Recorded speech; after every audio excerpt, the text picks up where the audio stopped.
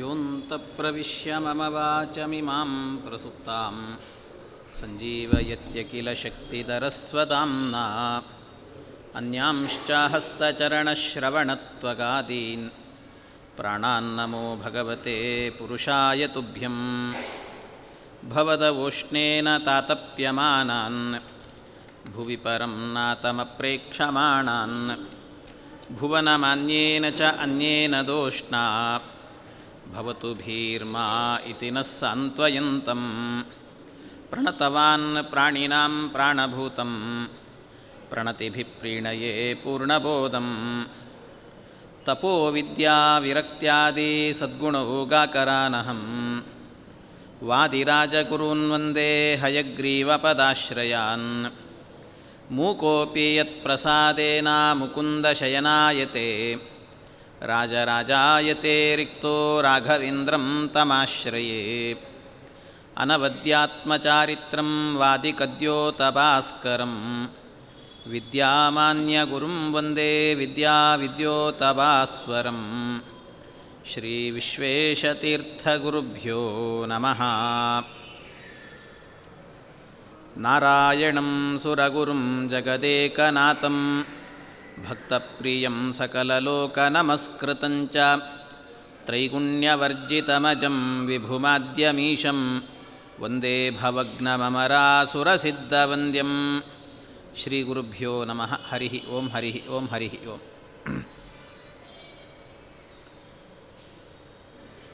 ಭೀಮಸೇನ ದೇವರು ಹಿಡಿಂಬವನಕ್ಕೆ ತನ್ನ ಸಹೋದರರನ್ನು, ತಾಯಿಯನ್ನು, ಎಲ್ಲರನ್ನ ಹೊತ್ತು ಕರೆದುಕೊಂಡು ಹೋಗಿ ಹಿಡಿಂಬವನದಲ್ಲಿದ್ದಾನೆ. ಎಲ್ಲರೂ ಮಲಗಿದಾಗ ಭೀಮಸೇನ ದೇವರು ಮಾತ್ರ ಎದ್ದು ಕೂತಿದ್ದಾರೆ. ರಕ್ಷಾರ್ಥಮೇವ ಪರಿಜಾಗ್ರತಿ ಭೀಮಸೇನೆ ಅಂತ. ಆಗ ಹಿಡಿಂಬ ಎನ್ನುವ ರಾಕ್ಷಸ ತನ್ನ ತಂಗಿಯನ್ನು ಕಳಿಸಿಕೊಡ್ತಾ ಇದ್ದಾನೆ. ಹಿಡಿಂಬ ರಾಕ್ಷಸ ಮನುಷ್ಯರ ವಾಸನೆಯಿಂದಲೇ ಇಂಥ ಜಾಗದಲ್ಲಿ ಮನುಷ್ಯರಿದ್ದಾರೆ ಅಂತ ಕಂಡುಹಿಡಿತಾ ಇದ್ದ. ಅದಕ್ಕೆ ಸರಿಯಾಗಿ ಹಿಡಿಂಬೆ ಹೋಗಿ ಅಲ್ಲಿದ್ದಂಥ ಮನುಷ್ಯರನ್ನು ಎಳ್ಕೊಂಡು ಹೋಗಿ ಅವರನ್ನು ಸಹೋದರನಿಗೆ ಬಲಿಯಾಗಿ ಕೊಡ್ತಾ ಇದ್ದಂತೆ. ಈ ರೀತಿ ಇತ್ತು. ಆದರೆ ಹಿಡಿಂಬಿ ಬಂದ್ಲು, ಅಣ್ಣನ ಮಾತು ಕೇಳಿಕೊಂಡು ಬಂದ್ಲು. ಬಂದಂಥ ಹಿಡಿಂಬಿಗಾಗಬೇಕಾದ್ರೆ ಭೀಮಸೇನ ದೇವರನ್ನು ನೋಡಿದ್ಲಂತೆ. ಭೀಮಸೇನ ದೇವರನ್ನು ನೋಡಲಿಕ್ಕೆ ಪುರುಸೊತ್ತಿಲ್ಲ. ಇವರನ್ನು ನನ್ನ ಅಣ್ಣನಿಗೆ ಆಹಾರವಾಗಿ ಕೊಡಬಾರದು ಅಂತ ಅನ್ನಿಸ್ತಂತೆ. ನನ್ನ ಅಣ್ಣನಿಗೆ ಆಹಾರ ಅಲ್ಲ ಇವರು ಯಾರೂ ಕೂಡ.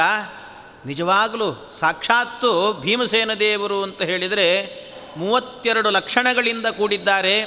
ದಿವ್ಯವಾದಂಥ ದೇಹ ಇದು. ಆದ್ದರಿಂದ ಇದನ್ನು ಅವರಿವರಿಗೆ ಕೊಡಲಿಕ್ಕೆ ಯೋಗ್ಯವಾದದ್ದಲ್ಲ.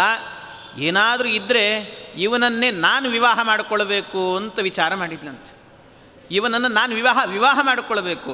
ಸಾರೂಪ್ಯಮೇತ್ಯ ಶುಭಮೇವ ದದರ್ಶ ಭೀಮಂ ಸಾಕ್ಷಾತ್ ಸಮಸ್ತ ಶುಭಲಕ್ಷಣ ಸಾರಭೂತಂ. ಶುಭಲಕ್ಷಣ ಸಾರಭೂತಂ, ಎಲ್ಲ ಲಕ್ಷಣಗಳಿಂದ ಕೂಡಿದ್ದಾನೆ. ಇವನನ್ನೇ ವಿವಾಹ ಮಾಡಿಕೊಳ್ಬೇಕು ಅಂತ ಆ ಹಿಡಿಂಬಿಗೆ ಅನ್ನಿಸ್ತಂತೆ. ಭೀಮಸೇನ ದೇವರನ್ನು ನೋಡಿ ವಿವಾಹ ಅವಳು ರಾಕ್ಷಸಿಗೆ ಭೀಮಸೇನ ದೇವರನ್ನು ನೋಡಿ ವಿವಾಹ ಮಾಡಿಕೊಳ್ಬೇಕು ಅಂತ ಅನ್ನಿಸ್ತಲ್ಲ. ಯಾಕೆ ಹಾಗೆ ಅನ್ನಿಸ್ತು ಅಂದರೆ ಆಚಾರ್ಯರು ನಿರ್ಣಯವನ್ನು ಕೊಡ್ತಾರೆ. ಆಚಾರ್ಯರು ಹೇಳ್ತಾರೆ, ಹಿಡಿಂಬಿ ಅಂದರೆ ಅವಳು ಈಗ ರಾಕ್ಷಸಿ ಆಗಿದ್ದಾಳಷ್ಟೆ. ಆದರೆ ಅವಳ ಪೂರ್ವಜನ್ಮದಲ್ಲಾಗಬೇಕಾದ್ರೆ ನಿಜವಾಗಲೂ ಮೂಲದಲ್ಲಿ ಯಾರು ಅಂದರೆ ಅವಳು ಇಂದ್ರನ ಹೆಂಡತಿ, ಶಚೀದೇವಿ ಅಲ್ಲ. ಇಂದ್ರನ ಹೆಂಡತಿ ಅಂದರೆ ಇಂದ್ರನ ಹೆಂಡತಿ ಮತ್ತೊಬ್ಬಳಿದ್ಲು, ಅಪ್ಸರ ಸ್ತ್ರೀ ಒಬ್ಬಳು, ಶ್ರೀ ಅಂತ ಹೆಸರು ಅವಳಿಗೆ. ಬರೀ ಶ್ರೀ ಅಂತ ಹೆಸರು. ಅಂಥ ಶ್ರೀ ಎನ್ನುವಂಥ ಹೆಸರಿನ ಇಂದ್ರನ ಹೆಂಡತಿ. ಆ ಇಂದ್ರನ ಹೆಂಡತಿ ಆಗುವಾಗ ಅಂದರೆ ಶಚೀದೇವಿಗಿಂತ ಸ್ವಲ್ಪ ಕೆಳಗೆ. ಆದರೆ ಒಮ್ಮೆ ಏನು ಮಾಡಿದ್ಲಂತೆ, ಶಚೀದೇವಿಯ ಎದುರಲ್ಲೇನೆ ನಿನಗಿಂತ ಸೌಂದರ್ಯ ನನಗಿದೆ ಅಂತ ಸ್ವಲ್ಪ ಅಹಂಭಾವನೆಯಿಂದ ಮೆರೆದ್ಲಂತೆ. ಅವಳ ಅಹಂಭಾವನೆಯಿಂದ ಮೆರೆದದ್ರಿಂದಾಗಿ ನಿನಗಿಂತ ದುರ್ಬುದ್ಧಿ ಬಂದಿದೆ, ಆದ್ದರಿಂದ ಅಹಂಕಾರ ಬಂದಿದೆ, ಆದ್ದರಿಂದ ಅಹಂಕಾರಿಗಳಾಗಿರುವಂತಹ ರಾಕ್ಷಸ ಜನ್ಮ ಬರಲಿ ಅಂತ ಶಾಪ ಕೊಟ್ಟಿದ್ಲಂತೆ ಶಚೀದೇವಿ. ಆ ಶಾಪದಿಂದ ಬಂದಿದ್ದಾಳೆ. ಆ ಶಾಪದಿಂದ ಬರುವಾಗಲೂ ಕೂಡ ಹೇಗೆ ಅಂದರೆ ಅದರಲ್ಲೂ ಕೂಡ ವಿಶೇಷವಾಗಿ ಭಾರತೀ ದೇವಿಯರ ಉಪಾಸನೆ ಮಾಡಿದ್ಲಂತೆ. ಭಾರತೀ ದೇವಿಯರ ಸೇವೆ ಮಾಡಿದ್ಲು ಅನೇಕ ವರ್ಷಗಳ ಕಾಲ. ಸಾ ಭಾರತೀವರಮಿಮಂ ಪ್ರದದಾವ ಮುಷ್ಯೈ ಸ್ವಾವೇಶಮಾತ್ಮದಯಿತಸ್ಯ ಚ ಸಂಗಮೇನ. ಭಾರತೀ ದೇವಿಯರ ಸೇವೆ ಮಾಡಿದ್ರಿಂದ ಭಾರತೀ ದೇವಿಯರಾಗಬೇಕಾದ್ರೆ ವಿಶೇಷವಾಗಿ ಅವಳಿಗೆ ಅನುಗ್ರಹವನ್ನು ಮಾಡಿ, ಆಗ ಅವಳೇ ಕೇಳಿಕೊಂಡಿದ್ಲಂತೆ, ನಾನು ರಾಕ್ಷಸಿಯಾದರೂ ಕೂಡ ನನ್ನ ಒಳಗೆ ನಿಮ್ಮ ಸನ್ನಿಧಾನ ಇರಬೇಕು ಅಂತ ಕೇಳಿದ್ಲು. ಅದಕ್ಕೆ ಭಾರತೀ ದೇವಿಯರೇನೇ ಅವಳ ಒಳಗೆ ಆವೇಶಯುಕ್ತಳಾಗಿದ್ಲಂತೆ. ಆವೇಶ ಇತ್ತು ಭಾರತೀ ದೇವಿಯರದ್ದು. ಆದ್ದರಿಂದ ಅವಳಿಗೆ ಇಲ್ಲದೇ ಇದ್ದರೆ ಭೀಮಸೇನ ದೇವರನ್ನ ವಿವಾಹ ಮಾಡಿಕೊಳ್ಬೇಕು ಅಂತ ಅವಳಿಗೆಲ್ಲಿ ಇಚ್ಛೆ ಬರಲಿಕ್ಕೆ ಸಾಧ್ಯ? ಅದರಿಂದ ಒಳಗೆ ಭಾರತೀ ದೇವಿಯರ ಸನ್ನಿಧಾನ ಇರೋದರಿಂದ ಅವಳು ಬಂದು ಕೇಳ್ತಾ ಇದ್ದಾಳೆ ಅಂತ ತಿಳ್ಕೊಳ್ಬೇಕಂತ. ಹೀಗೆ ಅವಳು ಬಂದಿದ್ದಾಳೆ. ಬಂದು ಕೂಡಲೇ ಇವನನ್ನೇ ಭೀಮಸೇನ ದೇವರನ್ನೇ ಕೇಳಿದರು, ನಾನು ನಿನ್ನ ನಿಜವಾಗಲೂ ನಮ್ಮ ಅಣ್ಣನಿಗೆ ಆಹಾರ ಕೊಡಬೇಕು ಅಂತ ಅಂದ್ಕೊಂಡಿದ್ದೆ, ಅದೇನೋ ಗೊತ್ತಿಲ್ಲ ನನಗೆ. ನಿನ್ನನ್ನು ನೋಡಿದ ಕೂಡಲೇ ನಿನ್ನ ವಿವಾಹ ಮಾಡಿಕೊಳ್ಬೇಕು ಅಂತ ಅನ್ನಿಸ್ತಾ ಇದೆ, ನನ್ನನ್ನು ವಿವಾಹ ಮಾಡ್ಕೋ, ನನ್ನನ್ನು ಮದುವೆ ಮಾಡ್ಕೋ ಅಂತ ಕೇಳಿದ್ಲಂತೆ. ನನ್ನನ್ನು ಮದುವೆ ಮಾಡ್ಕೋ ಅಂತ ಕೇಳಿದಾಗ ಆಗ ಭೀಮಸೇನ ದೇವರು ಹೇಳ್ತಾ ಇದ್ದಾರೆ, ಹೌದು ನಿನಗೇನು ನಿನ್ನ ಮನಸ್ಸಿಗೆ ಬಂದಿದೆ ಎಲ್ಲ ಸರಿ, ಆದರೆ ನಾನು ಹಾಗೆ ಮಾಡ್ಕೊಳ್ಳೋದಿಲ್ಲ, ವಿವಾಹ ಮಾಡ್ಕೊಳ್ಳಿಕ್ಕಾಗಲ್ಲ. ಒಂದು 2 ದಿವಸ ತಡಿ ಅಂತ ಹೇಳಿದಂತೆ. 2 ದಿವಸ ನಾನು ವೆಯ್ಟ್ ಮಾಡು ಸ್ವಲ್ಪ. ಯಾಕೆ ಅಂದರೆ ನಾವಿರುವ ಜಾಗಕ್ಕೇನೆ ವೇದವ್ಯಾಸ ದೇವರು ಬರುವರಿದ್ದಾರೆ. ಆ ವೇದವ್ಯಾಸ ದೇವರು ಬಂದು ಕೂಡಲೇ ಅವರು ಬಂದಾಗ ಅವರ ಅಪ್ಪಣೆಯನ್ನು ಕೇಳಿ ವಿವಾಹ ಮಾಡಿಕೊಳ್ತೀನಿ. ಯಾಕೆಂದರೆ ಹಾಗೇ ವಿವಾಹ ಮಾಡಿಕೊಂಡ್ರೆ ನಾನು ಅಪರಾಧವನ್ನು ಅಧರ್ಮವನ್ನು ಮಾಡಿದಂತೆ ಆಗತ್ತೆ ಅಂತಾರೆ ಭೀಮಸೇನ ದೇವರು. ನಾನು ಅಧರ್ಮ ಮಾಡಿದ ಹಾಗೆ. ಯಾಕೆಂದರೆ ಅಣ್ಣನಿಗೆ ವಿವಾಹ ಆಗದೇನೆ ತಮ್ಮ ವಿವಾಹ ಮಾಡಿಕೊಳ್ಳುವಂತೆ ಇಲ್ಲ. ಯಾಕೆಂದರೆ ಅವನಿಗೆ ಪರಿವೇದನ ಅನ್ನುವಂಥ ಒಂದು ದೋಷ, ಅದು ಪರಿವೇದನ ಅಂತ ಕರೀತಾರೆ ಸಂಸ್ಕೃತದಲ್ಲಿ. ಅಣ್ಣನಿಗೆ ವಿವಾಹ ಆಗದೇನೆ ತಮ್ಮ ವಿವಾಹ ಮಾಡಿಕೊಂಡ ಅಂತಾದರೆ ಅದಕ್ಕೆ ಪರಿವೇದನ, ಅವನನ್ನು ಪರಿವೇತ್ತ ಅಂತ ಕರೀತಾರೆ. ಅಂಥ ಒಂದು ದೋಷ ಬರುತ್ತೆ. ಅದರಿಂದ ಆ ದೋಷಕ್ಕೆ ನಾನು ಭಾಜನ ಆಗ್ತೇನೆ, ಈ ದೋಷ ನನಗೆ ಬರಬಾರದು. ಅದಕ್ಕೋಸ್ಕರವಾಗಿ ಅದಕ್ಕೇನು ಮಾಡಬೇಕು, ಅಣ್ಣನಿಗೆ ವಿವಾಹ ಆಗದೇ ಇದ್ದರೂ ಕೂಡ ನಾನು ಮಾಡಿಕೊಳ್ಳಬಹುದು. ಯಾವಾಗ? ದೊಡ್ಡವರ ಆಜ್ಞೆ ಇದ್ದಾಗ ಮಾತ್ರ. ದೊಡ್ಡವರ ಒಪ್ಪಿಗೆ, ಅವರ ಆಜ್ಞೆ ಇತ್ತು ಅಂತಾದರೆ ಮಾಡಿಕೊಳ್ಬೋದು. ಅದರಿಂದ ವೇದವ್ಯಾಸ ದೇವರು 2 ದಿವಸಕ್ಕೆ ಬರ್ತಾರೆ. ಅವರ ಬಂದು ಕೂಡಲೇ ಅವರ ಮಾತನ್ನು ಕೇಳಿ ಅವರ ಒಪ್ಪಿಗೆ ಪಡೆದು ವಿವಾಹ ಮಾಡಿಕೊಳ್ಬೇಕಾರೆ ಅಲ್ಲಿ ತನಕ ನಿಲ್ಲು ಅಂತ ಹೇಳಿದರೆ, ಅವಳಾದರೂ ಕೂಡ ಆಗಾಗ್ಗೆ ಕೇಳ್ತಾನೆ ಇದ್ಲು. ತುಂಬ ಹೊತ್ತು ಕಾಯ್ತಾನೇ ಇದ್ಲು. ಕಾಯ್ತಾ ಇರುವಾಗಲೇ ಸರಿಯಾಗಿ ಇವರಿಬ್ಬರ ಸಂಭಾಷಣೆ ಎಲ್ಲ ಮುಗಿಬೇಕಾದರೆ ಆಗ ಎಲ್ಲ ತನ್ನ ಸಹೋದರರಿಗೂ ಎಚ್ಚರಿಕೆ ಆಯಿತಂತೆ. ಆ ಎಚ್ಚರಿಕೆ ಆದಂಥ ಧರ್ಮರಾಜಾದಿಗಳೆಲ್ಲ ಬಂದಿದ್ದಾರೆ. ಬಂದಾಗ ಹಿಡಿಂಬಿ ಹೋಗಿ ಆ ಧರ್ಮರಾಜನನ್ನೇ ಕೇಳಿದ್ಲಂತೆ, ಧರ್ಮರಾಜ ನೀನೇನೋ ಅಣ್ಣ ಅಂತೆ, ನಿನಗೆ ವಿವಾಹ ಆಗದೇನೆ ಅವನು ವಿವಾಹ ಮಾಡಿಕೊಳ್ಳಲ್ಲ ಅಂತ ಹೇಳ್ತಾ ಇದ್ದಾನೆ, ಅದರಿಂದ ನೀನೇ ಒಪ್ಪಿಗೆ ಕೊಟ್ಟುಬಿಟ್ರೆ ಸಮಸ್ಯೆನೇ ಇಲ್ಲ ಅಂತ ಹೇಳಿದರೆ, ಅದಕ್ಕೆ ಧರ್ಮರಾಜನು ಕೂಡ ಬಂದೇನು ಹೇಳ್ದ, ಆಯಿತು ಪರವಾಗಿಲ್ಲ ಪಾಪ ಅಷ್ಟು ಅಪೇಕ್ಷೆ ಪಟ್ಟಿದ್ದಾಳೆ, ಯಾಕೆ ಬೇಡ ಅಂತಿದ್ದಿ, ಮಾಡ್ಕೊ ಅಂತ ಹೇಳಿದ್ನಂತ. ಅವನು ಮಾಡ್ಕೊ ಅಂತ ಹೇಳಿದ. ಅಣ್ಣನ ಒಪ್ಪಿಗೆನೂ ಸಿಕ್ತು. ಆದರೆ ಅಣ್ಣನ ಒಪ್ಪಿಗೆ ಸಿಕ್ಕರೂ ಕೂಡ ಮೂಲತಃ ಸ್ವರೂಪದಲ್ಲಾಗಬೇಕಾದರೆ ಉತ್ತಮ ಕಕ್ಷೆ ಅಲ್ಲ. ಆದ್ದರಿಂದಾಗಿ ವೇದವ್ಯಾಸ ದೇವರೇ ಬರಲಿ ಅಂತ ಹೇಳಿಬಿಟ್ಟು ಕಾದರಂತೆ. ವೇದವ್ಯಾಸ ದೇವರು ಬರಲಿ. ಕುಂತಿದೇವಿಗೆ ಹೇಳಿದರು. ಕುಂತಿದೇವಿಯೂ ಕೂಡ ಆ ಸಂದರ್ಭದಲ್ಲಿ ಸಾಭೀಮಮೇವ ಶರಣಂ ಪ್ರಜಗಾಮ ತಾಂಚ ಭ್ರಾತೃಂಶ್ಚ ಮಾತರಮಥಾವಿತುಮಭ್ಯಯಾತ್ತಂ. ಎಲ್ಲರನ್ನ ಕುಂತಿದೇವಿಯನ್ನು ಕೇಳಿದ್ದಾಳೆ, ಧರ್ಮರಾಜನನ್ನು ಎಲ್ಲರನ್ನೂ ಕೇಳಿದ್ದಾಳೆ. ಅದಕ್ಕೆ ಕುಂತಿದೇವಿನೂ ಹೇಳಿದ್ದು ಮಾಡ್ಕೊಂಬಿಡು ಅಂತ ಹೇಳಿದ್ರಂತೆ. ವಿವಾಹ ಮಾಡ್ಕೊಂಬಿಡು ಅಂತ ಹೇಳುವಾಗ ಈ ರೀತಿ ಪರಸ್ಪರವಾಗಿ ಮಾತಾಡ್ತಾ ಇರುವಾಗಲೇ ಆ ಹಿಡಿಂಬ ರಾಕ್ಷಸ ಅವನು ಎಷ್ಟೊತ್ತಾಯಿತು ನನ್ನ ತಂಗಿ ಹೋಗಿ ಇಷ್ಟೊತ್ತಾದರೂ ಬರಲೇ ಇಲ್ಲಲ್ಲ ಅಂತ ಅವನೇ ಹುಡುಕೊಂಡು ಇವರಿದ್ದ ಜಾಗಕ್ಕೆ ಬಂದೇ ಬಿಟ್ಟನಂತೆ. ಅವನೇ ಇವರ ಜಾಗಕ್ಕೆ ಬಂದಾಗ ನೋಡ್ತಾನೆ, ಅವಳನ್ನು ನೋಡಿ ಸಿಟ್ಟು ಬಂತಂತೆ. ನಾನು ನಿನ್ನನ್ನು ನನಗೆ ಆಹಾರ ತಗೊಂಡು ಬಾ ಅಂತ ಕಳಿಸಿದರೆ ನೀನು ಬಂದಿಲ್ಲಿ ನೀನು ಅವನ ಜೊತೆಯಲ್ಲಿ ಸರಸ ಸಲ್ಲಾಪವನ್ನು ಆಡ್ತಾ ಇದ್ದೀಯಾ ಅಂತ ಅವಳ ಮೇಲೆ ಎರಗಿ ಹೋದನಂತೆ. ಅವಳ ಮೇಲೆ ಎರಗಿ ಹೋದಾಗ ಆಗ ಅವಳು ಬಂದು ಭೀಮಸೇನ ದೇವರನ್ನೇ ನನ್ನನ್ನು ರಕ್ಷಣೆ ಮಾಡಿ ಅಂತ ಕೇಳ್ತಾ ಇದ್ದಾಳಂತೆ. ಅವರನ್ನೇ ಬಂದು ಶರಣು ಹೊಂತಾ ಇದ್ದಾಳಂತೆ.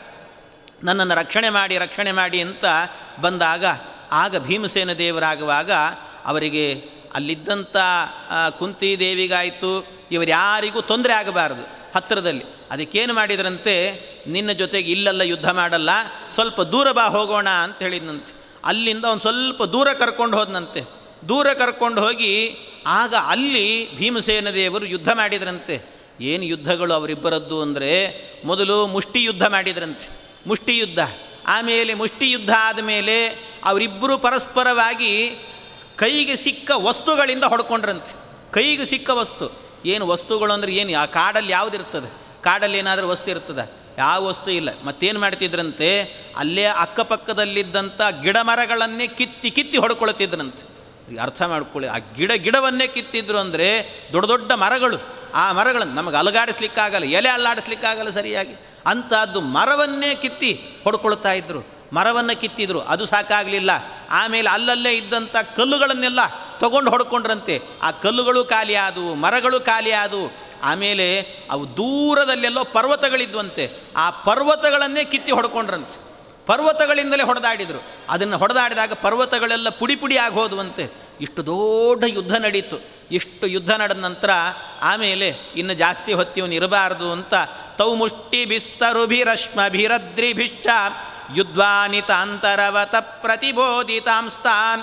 ಅವನನ್ನು ಇಷ್ಟೆಲ್ಲ ಹೊಡೆದಾದ ಮೇಲೆ ಭೀಮಸೇನ ದೇವರಿಗೆ ಇನ್ನು ಜಾಸ್ತಿ ಹೊತ್ತು ಯಾಕೆ ಇವನು ಬದುಕಬೇಕು, ಸಾಯಿಲಿ ಬಿಡು ಅಂತ ಹೇಳಿಬಿಟ್ಟು ಹತ್ವೈವ ಶರ್ವವರ ರಕ್ಷಿತ ರಾಕ್ಷಸಂತಂ ಸರ್ವೈರವಧ್ಯಮಪಿ ಸೋದರ ಮಾತೃಯುಕ್ತ. ಆಗ ಭೀಮಸೇನ ದೇವರು ಬಂದು ಇವನನ್ನು ಕೊಂದು, ಅವನಿಗೆ ನಿಜವಾಗಲೂ ಕೂಡ ರುದ್ರದೇವರ ವರ ಇತ್ತು, ಅವಧ್ಯತ್ವವರ. ಆದರೆ ರುದ್ರದೇವರಿಗಿಂತಲೂ ಕೂಡ ಉತ್ತಮ ಕಕ್ಷೆಯಲ್ಲಿದ್ದಾರೆ ಭೀಮಸೇನ ದೇವರಾದ್ದರಿಂದಾಗಿ ಅವರ ವರ ಇದ್ದರೂ ಕೂಡ ಅವನನ್ನು ಸಂಹಾರ ಮಾಡಿದ್ರಂತೆ. ಅದಕ್ಕೆ ಹತ್ವೈವ ಶರ್ವವರ ರಕ್ಷಿತ ರಾಕ್ಷಸಂತಂ, ಅದನ್ನು ಆಚಾರ್ಯ ಹೇಳ್ತಾರೆ. ಶರ್ವವರ ರಕ್ಷಿತ, ಶರ್ವ ಅಂದರೆ ರುದ್ರದೇವರಿಂದ ವರ ಇದ್ದರೂ ಕೂಡ ಅವನನ್ನು ಸಂಹಾರ ಮಾಡಿದ್ದಾರಂತೆ ಭೀಮಸೇನ ದೇವರು. ಹೀಗೆ ಭೀಮಸೇನ ದೇವರು ಸಂಹಾರ ಮಾಡಿದ ನಂತರ ಆಮೇಲೆ ಮತ್ತೆ ಪುನಃ ಅವರೇ ಬಂದರು, ವಾಪಸ್ ಇವರಿರುವ ಜಾಗಕ್ಕೆ ಬಂದರೆ ಮತ್ತೆ ಪುನಃ ಆ ಹಿಡಿಂಬಿ ನನ್ನನ್ನು ಮದುವೆ ಮಾಡ್ಕೋ ಅಂತ ಮತ್ತೆ ಕೇಳ್ತಾ ಇದ್ದಾಳಂತೆ. ಮತ್ತೆ ಕೇಳುವಾಗ ಇನ್ನು ಸ್ವಲ್ಪ ಹೊತ್ತು ನಿಲ್ಲು ಅಂತ ವೇದವ್ಯಾಸ ದೇವರು ಬರಲಿ ಅಂತ ಹೇಳ್ತಾನೆ ಇದ್ದರು. ಹಾಗೇ ಹೇಳ್ತಿದ್ರಂತೆ. ಹೇಳುವಾಗ ಸರಿಯಾಗಿ ಅದೇ ಕ್ಷಣದಲ್ಲಿ ತಾಭ್ಯಾಮನೂಕ್ತಮಪಿ ಯನ್ನ ಕರೋತಿ ಭೀಮಃ ಪ್ರಾದುರ್ಬಭೂವ ನಿಖಿಲೋರು ಗುಣಾಭಿಪೂರ್ಣ ವ್ಯಾಸಾತ್ಮಕೋ ಹರಿರನಂತ ಸುಖಾಂಭುರಾಶಿ ವಿದ್ಯಾಮರೀಚಿ ವಿತತ ಸಕಲೋತ್ತಮೂಲಂ. ನೋಡಿ ಎಂಥ ವೈಶಿಷ್ಟ್ಯ ಅಂದರೆ, ಶ್ರೀಮದ್ ಆಚಾರ್ಯರು ಎಲ್ಲೇ ಆಗಲಿ ವೇದವ್ಯಾಸದೇವರು ಬಂದಿದ್ದಾರೆ, ವೇದವ್ಯಾಸದೇವರು ಹೋಗಿದ್ದಾರೆ, ವೇದವ್ಯಾಸದೇವರು ಇಂತಹ ಕೆಲಸ ಮಾಡಿದ್ದಾರೆ, ಏನೇ ಆಗಲಿ ವೇದವ್ಯಾಸದೇವರ ಬಗ್ಗೆ ಏನೋ ಒಂದು ವಿಚಾರ ಬಂದರೆ ಬರೀ ವ್ಯಾಸರು ಅಂತ ಇಷ್ಟೇ ಹೇಳೋದಿಲ್ಲ ಮಧ್ವಾಚಾರ್ಯ. ಅವರಿಗೆ ಒಂದು 2 ಶ್ಲೋಕವನ್ನು ಬರೀತಾರಂತೆ. ಯಾಕೆ ಎಂಥವರು ವ್ಯಾಸರು ಅಂತ ಬರೀತಾರೆ. ಅವರು ಹೇಳುವ ವ್ಯಾಸಾತ್ಮಕೋ ಹರಿರನಂತ ಸುಖಾಂಬುರಾಶಿ, ಒಂದಷ್ಟು ವಿಶೇಷಣಗಳನ್ನು ಕೊಟ್ಟು ಶ್ಲೋಕದಲ್ಲಿ ಒಂದು 3-4 ಶ್ಲೋಕ ಹೇಳಿ ವರ್ಣನೆ ಮಾಡಿಯೇನೆ ಆಮೇಲೆ ಇಂಥ ವ್ಯಾಸರು ಅಂತ ಹೇಳುತ್ತಾರೆ. ಹಾಗೆ ಅದು ಆಚಾರ್ಯರಿಗೆ ಆ ನಿಷ್ಠೆ, ಅಷ್ಟು ನಿಷ್ಠೆ ವೇದವ್ಯಾಸದೇವರ ಬಗ್ಗೆ. ಅದರಿಂದ ವೇದವ್ಯಾಸದೇವರು ಬಂದಿದ್ದಾರೆ ಅಂದರೆ ವಿದ್ಯಾಮರೀಚಿ ವಿತತ ಸಕಲೋತ್ತಮೂಲಂ, ಸಕಲೋತ್ತಮ ಅಂದರೆ ಸರ್ವೋತ್ತಮನಾಗಿದ್ದಾನೆ ಪರಮಾತ್ಮ. ಆ ಸರ್ವೋತ್ತಮರಾಗಿರುವಂಥ ವೇದವ್ಯಾಸದೇವರೇ ಬರುತ್ತಿದ್ದಾರೆ ಅಂತ ವರ್ಣನೆಯನ್ನು ಮಾಡಿ ಇಂಥ ವೇದವ್ಯಾಸದೇವರು ಬಂದಾಗ ಭೀಮಸೇನ ದೇವರೇನು ಮಾಡಿದರು, ಅಲ್ಲಿ ತನಕಲೂ ಕೂಡ ಏನೆಲ್ಲ ಕೆಲಸ ಮಾಡಿದ್ರೋ ಮಾಡಿದಂಥ ಎಲ್ಲ ಕೆಲಸಗಳನ್ನು ಕೂಡ ವೇದವ್ಯಾಸದೇವರ ನಿಜವಾದ ಹೆಸರು ಕೃಷ್ಣ ಅಂತ, ವಾಸಿಷ್ಠ ಕೃಷ್ಣ ಅಂತಾರೆ.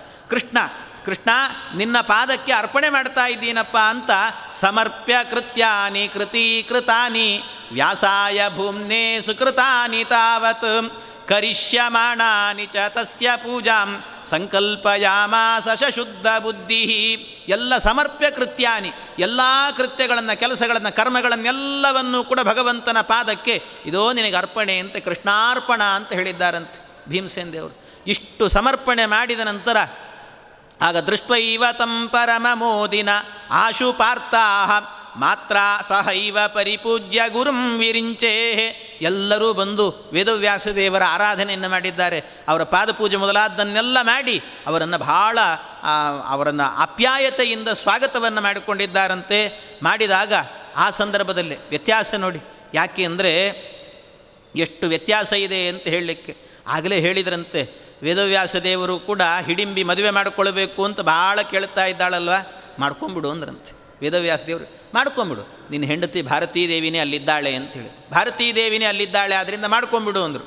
ಅದಕ್ಕೆ ವೇದವ್ಯಾಸದೇವರು ಹೇಳಿದ್ದೇ ತಡ, ಮರು ಮಾತಿಲ್ಲ, ಹೋಗಿ ವಿವಾಹ ಮಾಡಿಕೊಂಡೇ ಬಿಟ್ರಂತೆ. ಎಷ್ಟು ವ್ಯತ್ಯಾಸ ಇದೆ ಅಂತ ಅರ್ಥ ಮಾಡಿಕೊಳ್ಳಿ. ಇದೇ ಪ್ರಸಂಗ ಹಿಂದೆ ಭೀಷ್ಮಾಚಾರ್ಯರಿಗೂ ಬಂದಿತ್ತು. ಭೀಷ್ಮಾಚಾರ್ಯರು ಅಂಬೆ ಏನು ಮಾಡಿದ್ಲು, ಭೀಷ್ಮಾಚಾರ್ಯರನ್ನು ವಿವಾಹ ಮಾಡಿಕೊಳ್ಬೇಕು ನಾನು ಅಂತ ಪರಶುರಾಮ ದೇವರನ್ನು ಪ್ರಾರ್ಥನೆ ಮಾಡಿದಾಗ ಪರಶುರಾಮ ದೇವರು ಬಂದು ಹೇಳಿದರು ಭೀಷ್ಮಾಚಾರ್ಯರಿಗೆ, ನೋಡು ವಿವಾಹ ಮಾಡ್ಕೊಂಬಿಡು ಇವಳನ್ನು ಅಂತ ಹೇಳಿದರೆ, ಏನು ಮಾಡಿದರೂ ಕೂಡ ನಾನು ಪ್ರತಿಜ್ಞೆ ಮಾಡಿದ್ದೀನಿ ವಿವಾಹ ಮಾಡಿಕೊಳ್ಳೋದೇ ಇಲ್ಲ ಅಂತ ಹೇಳಿದರು ಭೀಷ್ಮಾಚಾರ್ಯ. ಆದರೆ ಭೀಮಸೇನ ದೇವರು ವೇದವ್ಯಾಸ ದೇವರು ಹೇಳಿದ್ದು ಒಂದು ಮಾತಷ್ಟೇ, ಒಂದು ಕ್ಷಣವೂ ಹಿಂದು ಮುಂದೆ ಆಲೋಚನೆ ಮಾಡಲಿಲ್ಲ. ಭಗವಂತನ ಆಜ್ಞೆ ಇದು ಅಂತ ಶಿರಸಾವಹಿಸಿಕೊಂಡು ಹೋಗಿ ಅವರನ್ನು ವಿವಾಹ ಮಾಡಿಕೊಂಡ್ರಂತೆ. ಇದು ಭೀಮಸೇನ ದೇವರ ವೈಷ್ಣವ ಧರ್ಮ ಅಂತ ಹೇಳಿದರೆ, ಅಂಥ ಧರ್ಮ ಅವರದ್ದು. ಆದ್ದರಿಂದ ಕೂಡಲೇ ಭೀಮಂ ಜಗಾದ ನತ ಆಶು ಹಿಡಿಂಬ ಯಾಚ, ಅವಳು ಹಿಡಿಂಬೆಯನ್ನು ವಿವಾಹ ಮಾಡಿಕೊಂಡ್ರಂತೆ.